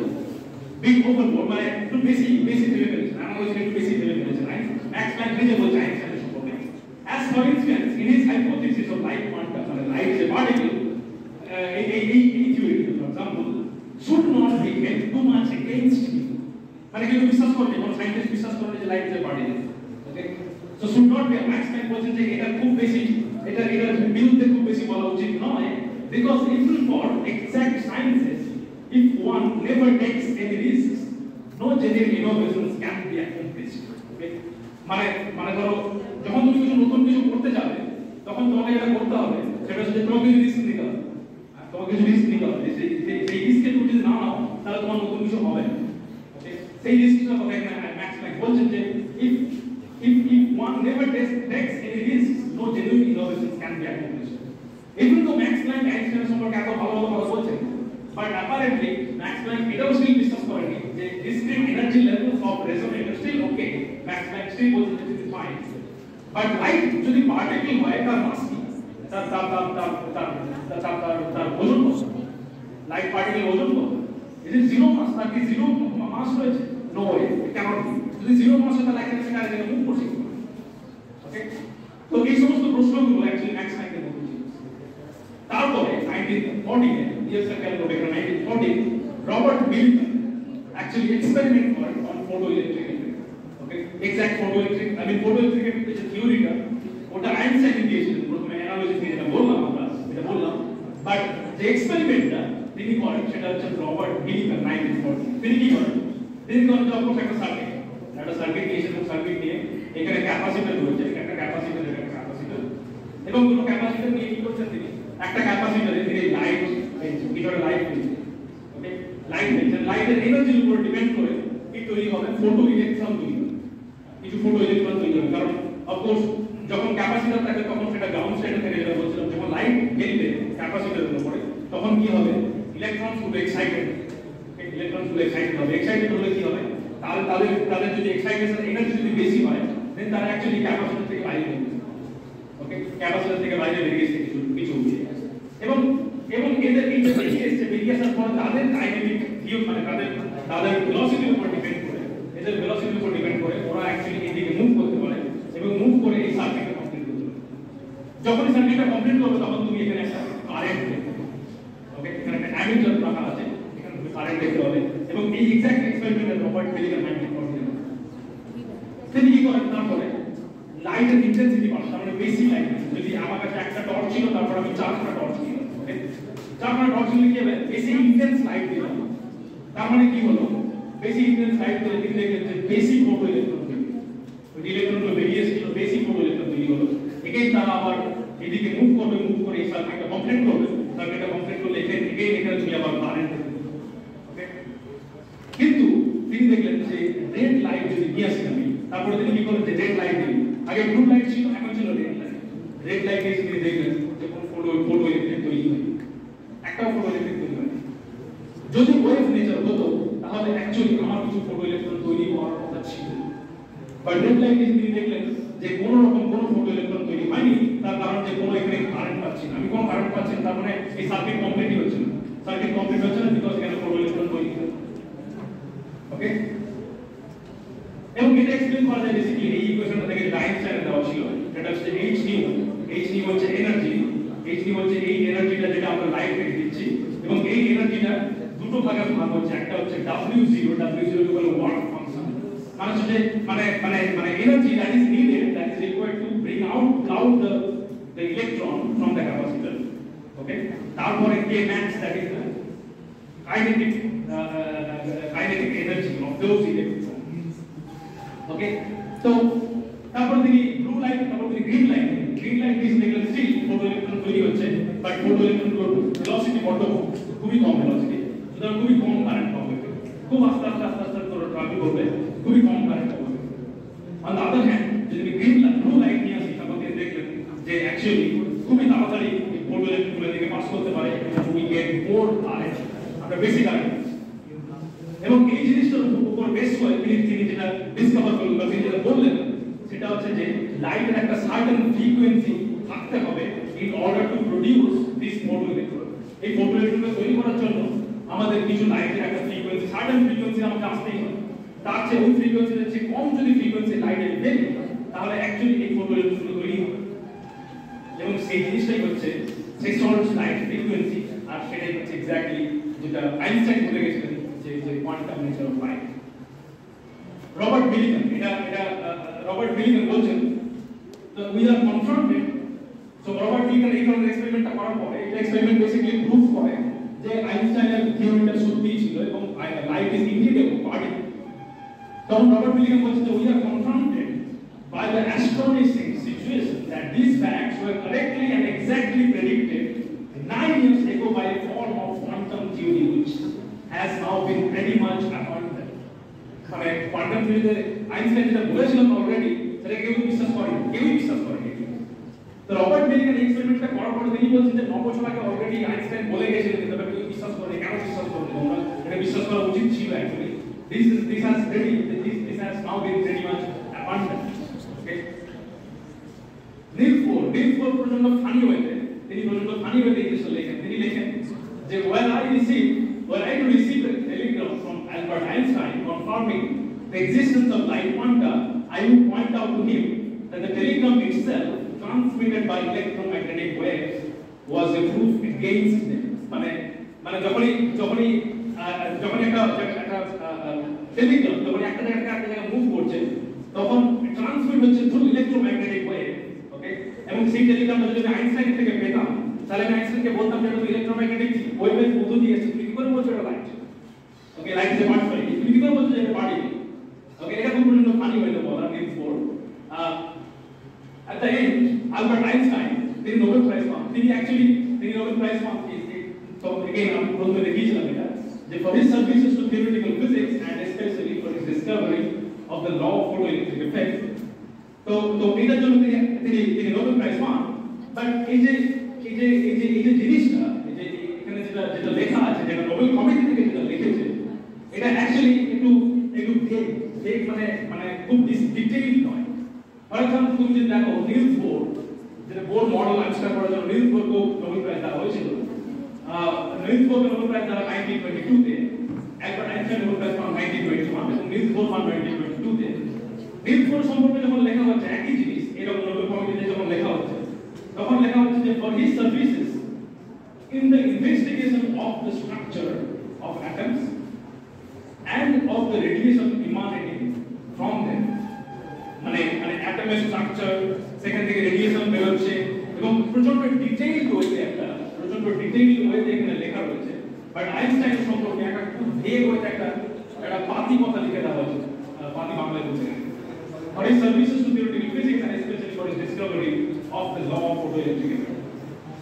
এটা বলাটা এমন ভাবে বলো তুমি কোন একটা রেস্টুরেন্টে খেতে গেছো, ওকে, তুমি কোন একটা রেস্টুরেন্টে খেতে গেছো, তুমি হয়তো বাটার চিকেন খেতে অর্ডার দিয়েছো, রাইট, বাটার চিকেন অর্ডার দিয়েছো এবং মোটামুটি একটা বাটার চিকেন দেখতে এবং তোমাকে বলা হলো যে বাটার চিকেনটা কেমন হয়েছে, মানে যারা ওয়েটার বা যারা রেস্টুরেন্টে সার্ভ করে তারা যদি এসে বলে যে তোমাকে বাটার চিকেনটা কেমন হয়েছে, তখন তোমার হয়তো খুব ভালো লাগেনি বাটার চিকেনটা, বাট স্টিল তুমি তাকে রেডি দিতে হবে বলে তুমি তাকে চেষ্টা দিতে এবং তাকে তুমি জাস্ট বলতে যে ঠিক আছে, মানে খাওয়ার চক্ষু, ঠিক আছে, ওপরে একটু দেখতে ভালো লাগছে, একটু বলে বাচ্চা হয়েছে, একটু দেখতে ভালো লাগছে, খাওয়ার চক্ষু চলবে। আইনস্টাইনকে এভাবে একটা নোবেল প্রাইজ দেওয়া হয়েছে which was not correct from Nobel committee. Okay, তারপর কম্পটন এফেক্ট হয় 1923 তে। কম্পটন এফেক্ট another landmark, যেটা বলা হচ্ছে যে এখানে কি হচ্ছে, এখানে হচ্ছে অ্যাটম, তো এখানে বেসিক্যালি নিউক্লিয়াস রয়েছে এবং তার চারদিকে ইলেকট্রনগুলো তার চারদিকে ঘোরাফেরা করছে এবং এখানে আমরা এখানে দেখতে পাচ্ছি একটা লাইট যদি আমি নিয়ে আসি, লাইট নিয়ে এই ইলেকট্রনের সাথে লাইটের একটা ইন্টারঅ্যাকশন হচ্ছে, ইলেকট্রনের সাথে লাইটের ইন্টারঅ্যাকশন হওয়ার পরে লাইটের ওয়েভলেন্থ বা কালার চেঞ্জ, বেসিক্যালি লাইটের কালার চেঞ্জ। ওকে, এটা যদি গ্রিন লাইট নিয়ে এসো তারপরে তুমি দেখবে যে একটা রেড লাইট বেরোচ্ছে, এই ইন্টারঅ্যাকশনের সাথে রেড লাইট এবং এখানে পরিষ্কারভাবে বোঝা যাচ্ছে এই কম্পটন এফেক্টটা ম্যাক্সওয়েলের যে wave theory, electromagnetic wave theory দিয়ে একদমই এক্সপ্লেইন করা যায় না, এবং it can only be explained by light quanta of Einstein। তারপরে গিলবার্ট লুইস 1926 এ গিলবার্ট লুইস তিনি অ্যাকচুয়ালি যখন অ্যাকচুয়ালি আইনস্টাইন যখন এটা আবিষ্কার করেন তখন অ্যাকচুয়ালি আইনস্টাইন বলেছিলেন যে লাইট মলিকিউল, আইনস্টাইন কিন্তু ফোটন নামটা একেবারেই ইন্ট্রোডিউস করেননি, একেবারেই ফোটন নামটাকে বলেননি। আইনস্টাইন সবসময় বলতেন যে লাইট কোয়ান্টা বা light molecule. Okay, but actually Gilbert Lewis was a chemist. Gilbert Lewis physicist ছিলেন, তিনি কেমিস্ট ছিলেন, কেমিস্ট্রি ব্যাকগ্রাউন্ড থেকে। তিনি বলেন actually light is A photon, light is A combination of photon. এই কথাটা অ্যাকচুয়ালি গিলবার্ট 1926 এ বলেন। And so the question is, এখন কোশ্চেন তোমাদের সবার জন্য, যে light is wave or particle? Particle. কারা পার্টিকেল বলছে? আব্দুল কারা পার্টিকেল বলছে? কারা ওয়েভ বলছে? কারা ওয়েভ বলছে? যারা পার্টিকেল বলছে তারা বলছে না, তাই তো? তারা পার্টিকেল বলছে না। So light is this. Particle বলছো? কজন পার্টিকেল বলছো? কজন ওয়েভ বলছো? যদি সবাই পার্টিকেল পড়ো এবং সবাই ওয়েভ পড়ো তাহলে ঠিক, otherwise good. Okay, so light is a particle, also light is a wave. Okay, electromagnetic wave and also light is a particle. Light is a dual character. Okay, এখানে মোটামুটি আমার শেষ, এখানে আমার এতদূর পড়া ছিল আমার। আশা করি তোমাদের ভালো লেগেছে, আমি একটা কথা তোমরা বোর ফিল করেছো, বাট আশা করি তোমাদের ভালো লেগেছে।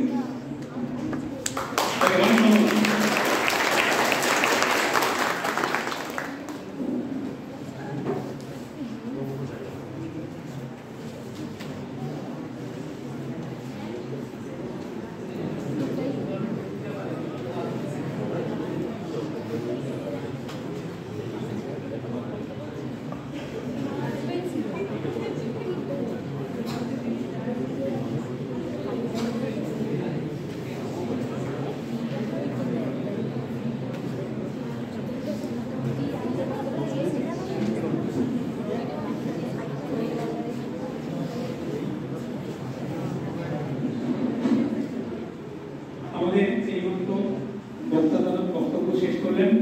এই বিষয়ের উপর কিছু প্রশ্ন আমরা আশা করব উনি উত্তর কলম রয়েছে সেটা লিখে রাখুন, আমরা সংগ্রহ করে নেব, সেটা ওনার কাছে পৌঁছে দেবো। উত্তর দিয়ে দেবো কিছুটা সময় মধ্যে আপনারা প্রশ্ন রেখে দেবেন।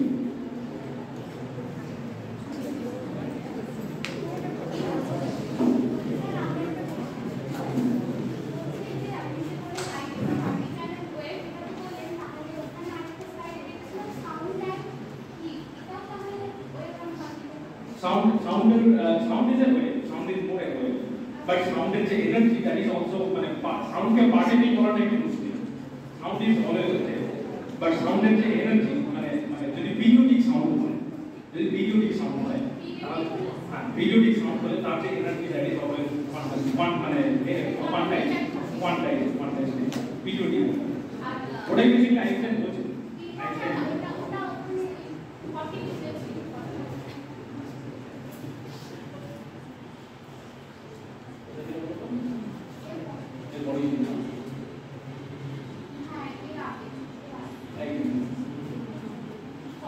All periodic phenomena, যে কোনো periodic phenomena, sound হতে পারে, heat হতে পারে, heat হলেও যদি periodic phenomena কোনো কিছু periodic phenomena হয়, তাদের সবসময় যে এনার্জি লেভেল গুলো সবসময় পাল্টায়।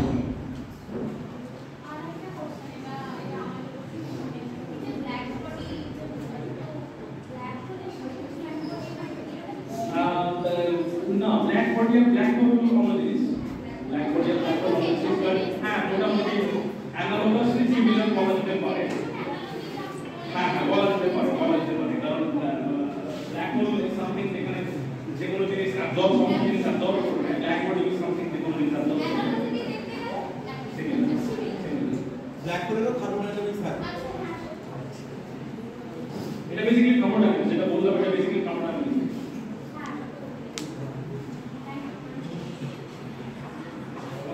প্রশ্ন থাকলে বলতে পারবো।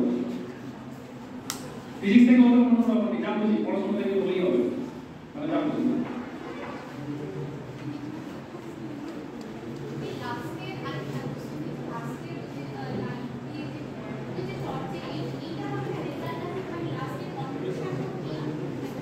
কনক্লুশনটা হচ্ছে এখানে, কনক্লুশনটা হচ্ছে যে আমি যখনই কোনো একটা লাইট নিয়ে আসছি, রবার্ট বিলিয়ান এক্সপেরিমেন্টটা করেন যে একটা ব্লু লাইট নিয়ে এসে দেখেন যে কিছু ফোটো ইলেকট্রন তৈরি হচ্ছে, এবং এই ফোটো ইলেকট্রনগুলো যখন তৈরি হচ্ছে তাদের কিছু এনার্জি থাকছে, সেই এনার্জির রেসপেক্টে তারা অ্যাকচুয়ালি এই দিকে মুভ করবে, এবং এখানে মুভ করে এই সার্কিটটাকে কমপ্লিট করবে। ওকে, কমপ্লিট করলে এখানে কারেন্ট পাবো। তিনি বেসিক ব্লু লাইট নিয়ে amount of basic blue light intensity বাড়িয়ে তিনি দেখছেন যে বেসিক ফোটো কারেন্ট বেশি আছে, কারণ বেশি ইলেকট্রন কম থাকলে কারেন্ট কম, ইলেকট্রন বেশি থাকলে কারেন্ট বেশি। ইলেকট্রন বেশি হচ্ছে তার মানে আমার বেশি কারেন্ট হচ্ছে, photo current is proportional to light intensity. এটা মোর ক্লাসিক্যাল অ্যাপ্রোচ, এটা মোর classical.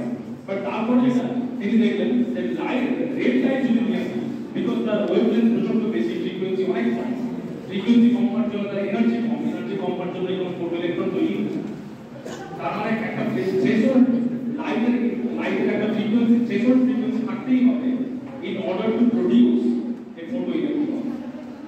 Okay, in order to produce a photoelectron. But যদি আমি ক্লাসিক্যাল থিওরিতে যাই, যেটা ম্যাক্সওয়েল ছিল ওয়েভ নেচার ছিল, তাহলে যে কোনো ওয়েভই আমার যে কোনো ওয়েভই ইনপ্রিন্সিপল ফোটোইলেকট্রন তৈরি করার কথা ছিল। বাট যেহেতু এখানে দেখা যাচ্ছে শুধু লাল লাইট যদি নিয়ে আসি, তার এনার্জিটা এতটা বেশি নয় যে সেটাকে ফোটোইলেকট্রন তৈরি করতে পারে। এখান থেকে এই কনফিউশনটাও রয়েছে যে এটাই অ্যাকচুয়ালি কোয়ান্টাম নেচার দেখায় যে একটা সার্টেন এনার্জি থাকতেই হবে, লাইটের একটা সার্টেন এনার্জি থাকতেই হবে এই সার্কিটটাকে কমপ্লিট করার জন্য। এটা এখানে যেমন কমপ্লিট হচ্ছে, বাট এখানে আমি কারেন্ট বেশি পাচ্ছি। আবার যদি আমি গ্রিন লাইট নিয়ে আসি, তুমি যখন লাইটের এনার্জি স্কেলটা দেখো, যখন ভিজিবল লাইট যখন এনার্জি স্কেলটা দেখো, তোমার লোয়েস্ট এনার্জি হবে রেড আর হাইয়েস্ট এনার্জি হবে ভায়োলেট। ডিপ জিরো হলে লাস্টে রেড আর শুরুতে ভায়োলেট হচ্ছে সবচেয়ে হাইয়েস্ট এনার্জি, আর লোয়েস্ট এনার্জি হচ্ছে রেড। সেই কারণে তুমি গ্রিন লাইট যখন দেখবে, গ্রিন লাইটের এনার্জি অতটা বেশি নয়, বাট ব্লু লাইটের এনার্জি বেশি। তো ব্লু লাইট যখন হবে তখন তাড়াতাড়ি খুব কুইকলি ইলেকট্রনের এনার্জিগুলো বেশি হবে, খুব কুইকলি তারা এদিকে আসতে পারবে, দেন উই গেট কারেন্ট খুব কুইকলি। বাট যখন গ্রিন লাইট দেবে তখন দেখবে যে এদের যে এনার্জিগুলো অতটা বেশি নয় কম্পেয়ার টু ব্লু লাইট।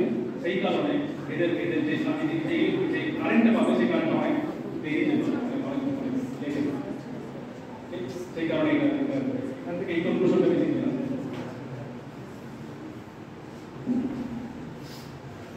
সেটা স্টুডেন্টদের মধ্যে থেকে কেউ স্যার আমি একটা প্রশ্ন করব। আচ্ছা বলছি যে ধরুন যারা ফিজিক্স জানে না তারা ক্লাসিক্যাল আর কোয়ান্টামের মধ্যে ডিফারেন্সটা কীভাবে অ্যানালজি করতে পারে? ক্লাসিক্যাল আর কোয়ান্টামের মধ্যে ডিফারেন্সটা কি করে করতে পারে?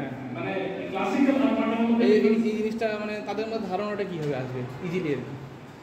একটা জিনিস যেটা করা যেতে পারে মানে খুবই সহজ ভাষায় বললে একটা জিনিস যেটা করা যেতে পারে যে ক্লাসিক্যাল ফিজিক্স যেটাকে দেখা যায় এটা খুব বাকি কথা একটা ক্লাসিক্যাল ফিজিক্স মানে বেসিক্যালি যেগুলোকে দেখা যাচ্ছে সেগুলো মোস্টলি ক্লাসিক্যাল ফিজিক্স ফলো করবে আর কোয়ান্টাম ফিজিক্স যেটা আমরা দেখতে পাই এটা খুবই বাকি কথাই বললাম বাট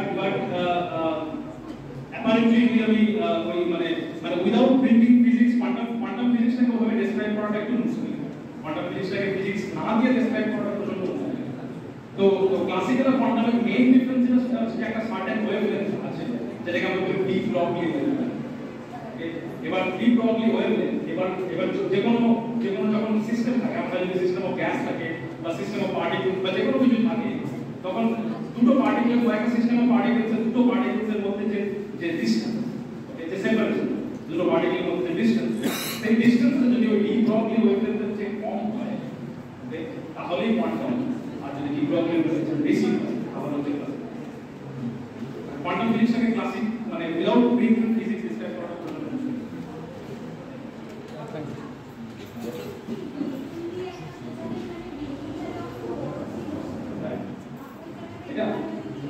এটা যেটা বলতে চাইলাম বেসিক্যালি এটা আইনস্টাইনের করা তিনি যেটা করছিলেন সেটা হচ্ছে তিনি মানে শুরুতে যখন এবার এটা ব্ল্যাক বডি রেডিয়েশন এই প্রবলেম হবে একটা কারণ ব্ল্যাক বডি রেডিয়েশন ছিল এবারে তিনি বেসিক্যালি কিংকে কনসিডার করেন তিনি বলেন যে কিংয়ের যে অ্যাপ্রোচটা দ্যাট ওয়াজ মোর কারেক্ট তার মনে হয় আইনস্টাইনের মনে হয় কিংয়ের যে অ্যাপ্রোচটা খুবই কারেক্ট সেই কারণে তিনি যখন এই ইকুয়েশনটা দেখেন এটা কিংয়ের এই ভদ্রলোক কিং ফ্র্যাঙ্কলিন তার আবিষ্কার করা এই ইকুয়েশনটা এবার তিনি যখন এই ইকুয়েশনটা দেখেন তখন দেখে সঙ্গে সঙ্গে তার আরেকটা ইকুয়েশন কথা মনে পড়ে আর সেই ইকুয়েশনটা হচ্ছে গ্যাসের সিমিলারলি ফর আইডিয়াল গ্যাস ইকুয়েশনটা ছিল সেটা হচ্ছে এই যে কার্ভটা এটা বলছে যে এখানে ভেলোসিটি আছে মানে একটা বেলুনের মধ্যে যে বিভিন্ন গ্যাস মলিকিউলগুলো থাকে বিভিন্ন গ্যাস মলিকিউলের ভেলোসিটি বিভিন্ন রকম একটা কম হবে একটা বেশি হবে কোনটা মাঝারি হবে এরকম করে তো এইরকম এগুলো মানে হচ্ছে ভেলোসিটির ফর্ম এটা মানে হচ্ছে ভেলোসিটি বেশি সবচেয়ে বেশি মানে টেল বেশি মানে ভেলোসিটি এবার এরকম একটা ডিস্ট্রিবিউশন যখন হয় সেই ডিস্ট্রিবিউশনকে বেসিক্যালি ফিট করা যায় উইথ কাইনেটিক এনার্জি সাথে kinetic energy average kinetic energy exponential minus kinetic energy over K C well established theory at that time 1900 সালে এটা well established theory because Maxwell Boltzmann already 1868 সালে এটা অলরেডি এস্টাবলিশ হয়ে গেছে সুতরাং এর উপর কোশ্চেন কি বুঝতে পারছেন তো যখন আইনস্টাইন দেখলেন যে কিংয়ের এরকম একটা ইকুয়েশন আছে এরকম দেখার পরে mainly exponential just exponential factor উপর ফোকাস করো exponential minus h over kT যখন তিনি এই জিনিসটা দেখেন তখন তিনি ভাবলেন যে exponential minus kinetic energy over kT is more or similar not exactly the same but more similar তার মানে এই দুটো ইকুয়েশনকে সাইড বাই সাইড রাখলে এটা ব্যাপার দেখা যাচ্ছে যে h must play same role as kT as kinetic energy because মানে পার্টিকেল তো সেম আর এক্সপোনেনশিয়ালের উপরে যেটা থাকে that should always be dimensionless মানে অন্য ডাইমেনশন থাকবে রাইট মানে এটা একটা energy is also energy kT some energy h is also some energy because exponential robot থাকে সবসময় ডাইমেনশন বদলে করা তো h over kT এবং দেখেন যে h should play similar role as the kinetic energy সেই কারণে তিনি ব্ল্যাক বডি রেডিয়েশনকে এক্সপ্লেইন করার জন্য তিনি বেসিক্যালি আইডিয়াল গ্যাসে তিনি বলেছেন ব্ল্যাক বডি রেডিয়েশন কেন এক্সপ্লেইন করতে হবে দরকার নেই it is very complicated let's go to something that is already well established okay and writing has already well established ওখানে গিয়ে তিনি দেখলেন আইডিয়াল গ্যাসের জন্য এটা আইডিয়াল গ্যাস এখানে বেলুনে একটা গ্যাস মলিকিউল রয়েছে এবং তখন তার চেঞ্জ ইন এনট্রপি ক্যালকুলেট করেন এটা একটা ভলিউম ছিল সেখান থেকে তিনি ছোট ভলিউমে কনট্রাক্ট কম্প্রেস করেন তার চেঞ্জ ইন এন্ট্রপি এটা চেঞ্জ ইন এন্ট্রপি যে দুটো ক্ষেত্রে ক্যালকুলেট করা আইডিয়াল গ্যাস অলসো বড় থাকে দুটো ক্যালকুলেট করলে এগেইন দেখেন যে exactly the same entropy change but এখানে একটা নাম এন রয়েছে এখানে ই ওভার এবং সেখান থেকে তিনি বলেন তিনি বেসিক্যালি কম্পেয়ার করেন যে this is number of gas molecules that it has number of light should be the same. It is basically analogy. This is basically analogy that Einstein is আবিষ্কার করেছেন এখানে ideal gas মানে black body এখানে is more analogous to ideal gas. এটা very physical action.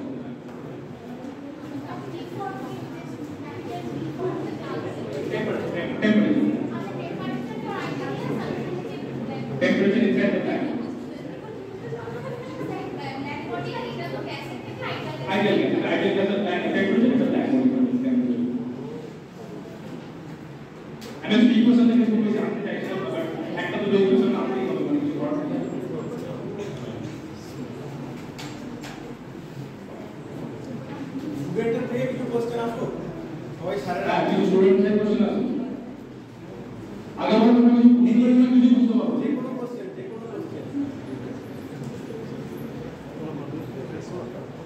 এই অঙ্কন বলো কি কোশ্চেন করো বলো তোমার মুখ দেখে মনে হচ্ছে কিছু কোশ্চেন আছে বলো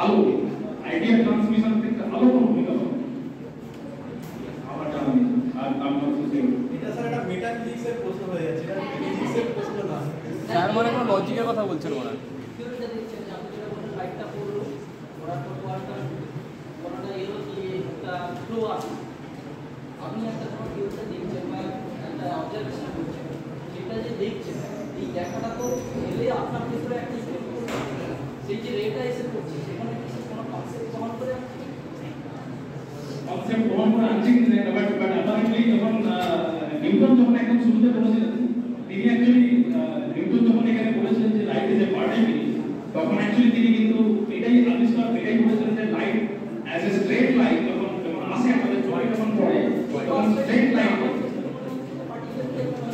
রাইট তখন বেসিক্যালি স্ট্রেট লাইনে লাইট এসে পার্টিকেল হিসেবে স্ট্রেট লাইনে এসে কারণ পার্টিকেল স্ট্রেট লাইনে আসতে পারে পার্টিকেল মানে পার্টিকেল যদি এদিক ওদিক করে আসে তাহলে তাকে না থাকতে পারবে মানে ধরুন পার্টিকেলটা এক জায়গা থেকে আরেক জায়গায় যাচ্ছে সে চেষ্টা করবে একদম স্ট্রেট লাইনে আসতে তাকে যদি একটু এদিক সেদিক করে আসতে হয় তাহলে তাকে ধাক্কা খেতে হবে এরকম ধাক্কা খেতে হবে এরকম করে আসতে হবে আদারওয়াইজ স্ট্রেট লাইন পড়ো তো নিউটন বেসিক্যালি তিনি তাই বলেন যে সূর্য থেকে যে লাইটটা আসছে সেগুলো অ্যাকচুয়ালি স্ট্রেট লাইনে আসছে এবং দিস আর পার্টিকেল এটা নিউটন বলেন এখানে যে নিউটন থিওরি অফ লাইট হচ্ছে প্রপোর্শনাল থিওরি এটা বেসিক্যালি স্ট্রেট লাইনে লাইট আসছে and light is a particle but light is information বহন করে আছে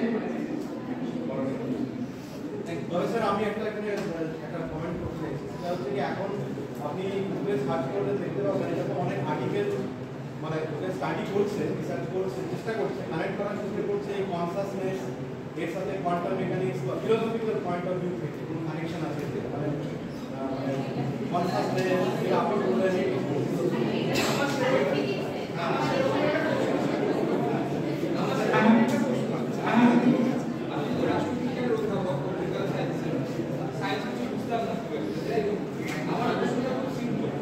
আমরা আলো দেখি না জিনিস দেখি আমরা আলো দেখি আমরা জিনিস দেখি আমরা আলো দেখি আলো দেখি জিনিস দেখি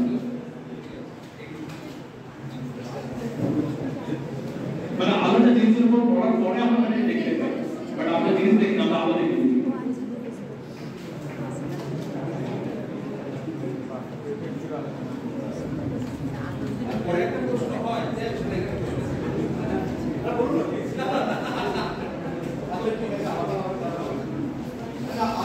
তাহলে আর কি কারণে কোনো কোশ্চেন আছে যদি না থাকে তাহলে পরে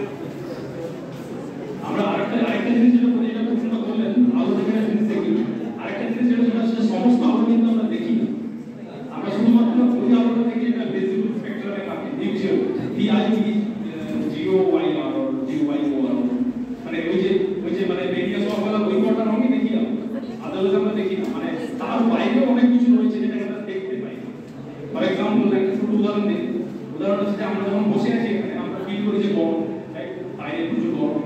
আমরা সবসময় আমাদের বডির একটা পার্টিকুলার টেম্পারেচার থাকে, যে টেম্পারেচারটা উপর উঠলে আমরা বলি যে আমাদের জ্বর হয়েছে, বা নিচে নেমে গেলে আমরা বলি যে না মানে ঠান্ডা লেগে গেছে।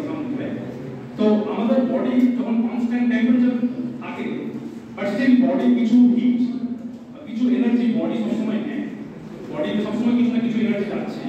আবার সবসময় যেহেতু বডিটা ফিক্সড টেম্পারেচারে রয়েছে, বডি থেকে কিছু না কিছু এনার্জি সবসময় বেরোচ্ছে, কিন্তু ওই এনার্জিগুলোকে আমরা দেখতে পাচ্ছি না, বিকজ ওই এনার্জিগুলো যেগুলো বেরোয় মানে আপনার সবার বডি থেকে কিছু না কিছু এনার্জি বেরোচ্ছে, কন্টিনিউয়াসলি বেরোচ্ছে, আবার ঢুকছে কিছু এনার্জি, কিছু বেরোচ্ছে, বাট ওই এনার্জিগুলোকে দেখতে পাই না, কারণ ওই এনার্জিটা ভিজিবল রেঞ্জে পড়ে না। ওই এনার্জিটা পড়ে হচ্ছে মোর ইনফ্রারেড, সরি ইনফ্রারেড, ইনফ্রারেড এনার্জিটা পড়ে। মানে আমি স্পেকট্রামটা আমাদের যে আছে পড়তে আমাদের স্পেকট্রামটা বলছি, এই স্পেকট্রামটা দেখতে পাচ্ছেন এই নিচেরটা বেসিক্যালি আমরা দেখতে পাই এই two part. Spectrum is very huge, মানে এনার্জি যে কোনো জিনিস থেকে, মানে আমরা আশেপাশে যে কোনো জিনিস দেখছি, সূর্য থেকে শুরু করে সমস্ত কিছু থেকে যে এনার্জিগুলো বেরোয়, সেই এনার্জিগুলো পড়ে হচ্ছে এখান থেকে এতটা প্রচন্ড ওয়াইড রেঞ্জে পড়ে।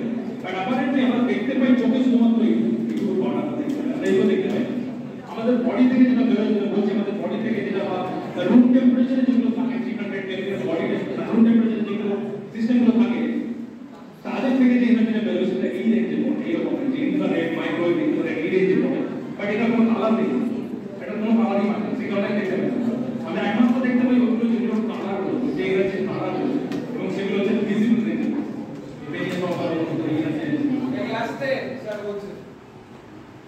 ওকে, তো ওইগুলোর মধ্যে থাকে বলি একমাত্র দেখতে পাই, আদারওয়াইজ আমরা দেখতে পাই না। বাট প্রচুর এনার্জি যখনই আশেপাশে প্রচুর এনার্জি ঘোরাঘুরি করছে, সেটাকে আমরা দেখতেই পাই।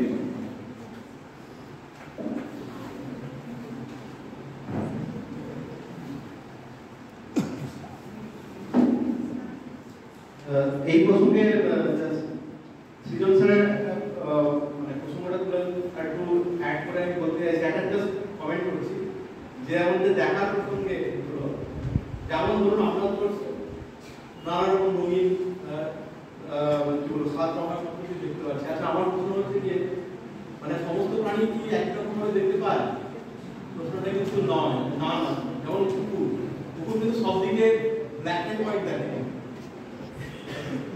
তো এই দেখার বা পারসেপশনের যে প্রশ্নটা, এটা শুধুমাত্র মানে সবকিছু মধ্যে লাইট, সেন্স সবকিছুর সাথে রিলেটেড।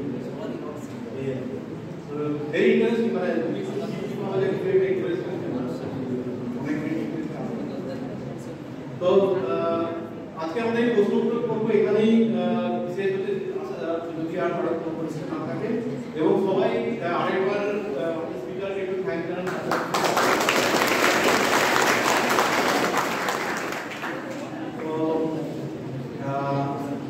Thank you. তো এরপরে হচ্ছে কি আমরা ভোট অফ থ্যাঙ্কস এর দিকে যাব, এবং ভোট অফ থ্যাঙ্কস এর জন্য আমাদের head of the department professor Himanshu হাজরাকে আমি মঞ্চে আমন্ত্রণ জানাচ্ছি।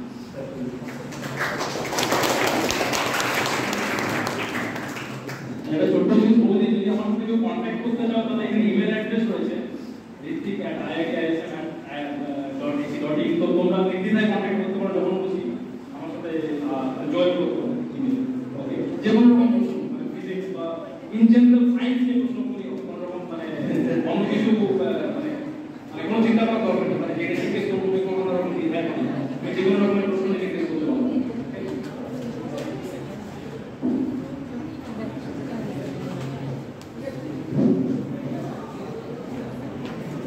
এইমাত্র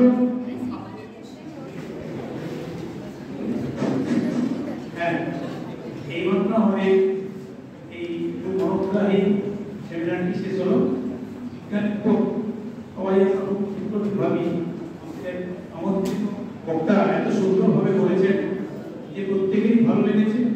আমার ব্যাপারটা এইরকম একটি সেমিনার অর্গানাইজ করতে যে আমরা পেরেছি, তার জন্য আমরা প্রথমেই আমাদের মাননীয় বক্তা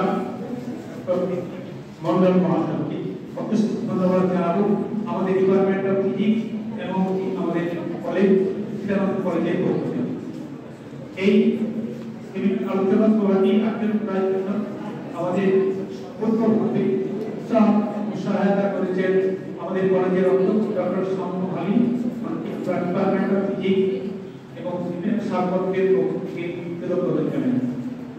এই সেমিনার তারপর যে কেন্দ্রকে উৎসাহিত করে সেমিনার সাবকমিটি কনভেনার সমগ্র বলতে চাই সেই নব সংশয় এবং আমাদের কলেজের সেক্রেটারি এই সৃজন দাস মহাশয় হচ্ছে আমরা আমাদের ডিপার্টমেন্টের পক্ষ থেকে তারা করতে এবং এই কলেজের সমস্ত অধ্যাপক অধ্যাপিকাবৃন্দ তাদের কাছে আমাদের কৃতজ্ঞতার শেষ নেই। এইরকম একটা সময় এইরকম একটি অনুষ্ঠান করতে তারা সর্বতভাবে সহায়তা করেছেন। বিশেষ করে 2-2.5 বছরের একটা খরা একাডেমিক ক্ষেত্রে সেই খরার পর এইরকম একটা সত্যি ফিজিক্যালি একটা সেমিনার অর্গানাইজ করা খুবই চ্যালেঞ্জিং ছিল। তারা সর্বতভাবে সহায়তা উৎসাহ দিয়েছেন, তাদের কাছে আমি আন্তরিক কৃতজ্ঞতা জ্ঞাপন করি। এবং এই ব্যাপারে যাদের ছাড়া সেমিনার অর্থহীন আমাদের প্রিয় ছাত্রছাত্রীগণ এবং আমাদের কলেজের ছাত্র ইউনিয়ন, সেই ছাত্র ইউনিয়ন অবশ্যই চেষ্টা করছেন এই 4-5 দিনে আলোচনা সভাটি যাতে আমরা ফলপ্রসূ করতে পারি। আমরা প্রকৃতপক্ষে যে ছেলেটিকে আমরা প্রত্যেককে টাচ করে করে আমাদের ছাত্র ইউনিয়ন এইসব ছেলেটিকে মোটিভেট করে আমাদের এই সেমিনারে উপস্থিত থাকার জন্য উৎসাহিত করতে পেরেছি। এই জন্য আমরা ছাত্র ইউনিয়নকে আন্তরিক ধন্যবাদ জানাচ্ছি এবং ধন্যবাদ জানাই আমাদের কলেজের সমস্ত নন টিচিং স্টাফ যারা এই আলো শব্দ লাইট এই সমস্ত ব্যবস্থাপনায় সর্বতভাবে সহায়তা করেছেন। বিশেষ করে প্রধান মন্ডল সুমন জানা এবং আরো অনেকে সমস্ত নন টিচিং স্টাফের কাছে আমি আন্তরিক কৃতজ্ঞতা জ্ঞাপন করছি। এবং সর্বশেষে আবারও আমি আমাদের প্রিয় বক্তা eminent speaker doctor Ritwik Mondal মহাশয়ের কাছে কৃতজ্ঞতা জ্ঞাপন করছি।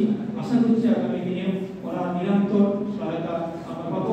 ওনার ইমেল আইডিটা সবার কাছে শেয়ার করেছেন।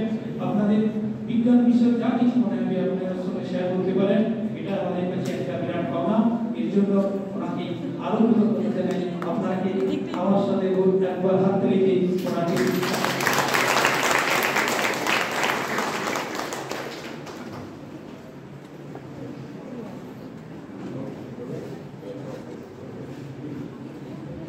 ভুল হয়ে গেছে, ক্ষমা চেয়ে নিচ্ছি।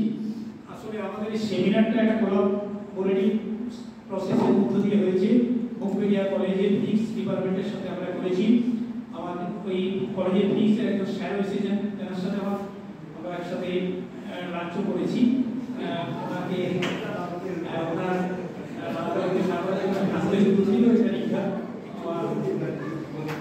বক্তা নয়, এটা আমার চলে গেছে। আমাদের সহায়তা ছাড়াও ইন্টারন্যাশনাল সেমিনার করা আমাদের পক্ষে সম্ভব নয়। আমরা আগামী দিনে ওই মুম্বেরিয়া কলেজের সাথে আরও এরকম কর্মসূচি করতে পারবো এই আশা রাখছি। আমাদের নিরন্তর সহায়তা প্রার্থনা করছি। শেষে হচ্ছে কি আমাদের তরফ থেকে যদি কোনো ভুল ত্রুটি হয়ে থাকে দয়া করে ক্ষমা করে দেবেন। আমরা চেষ্টা করছি যতটা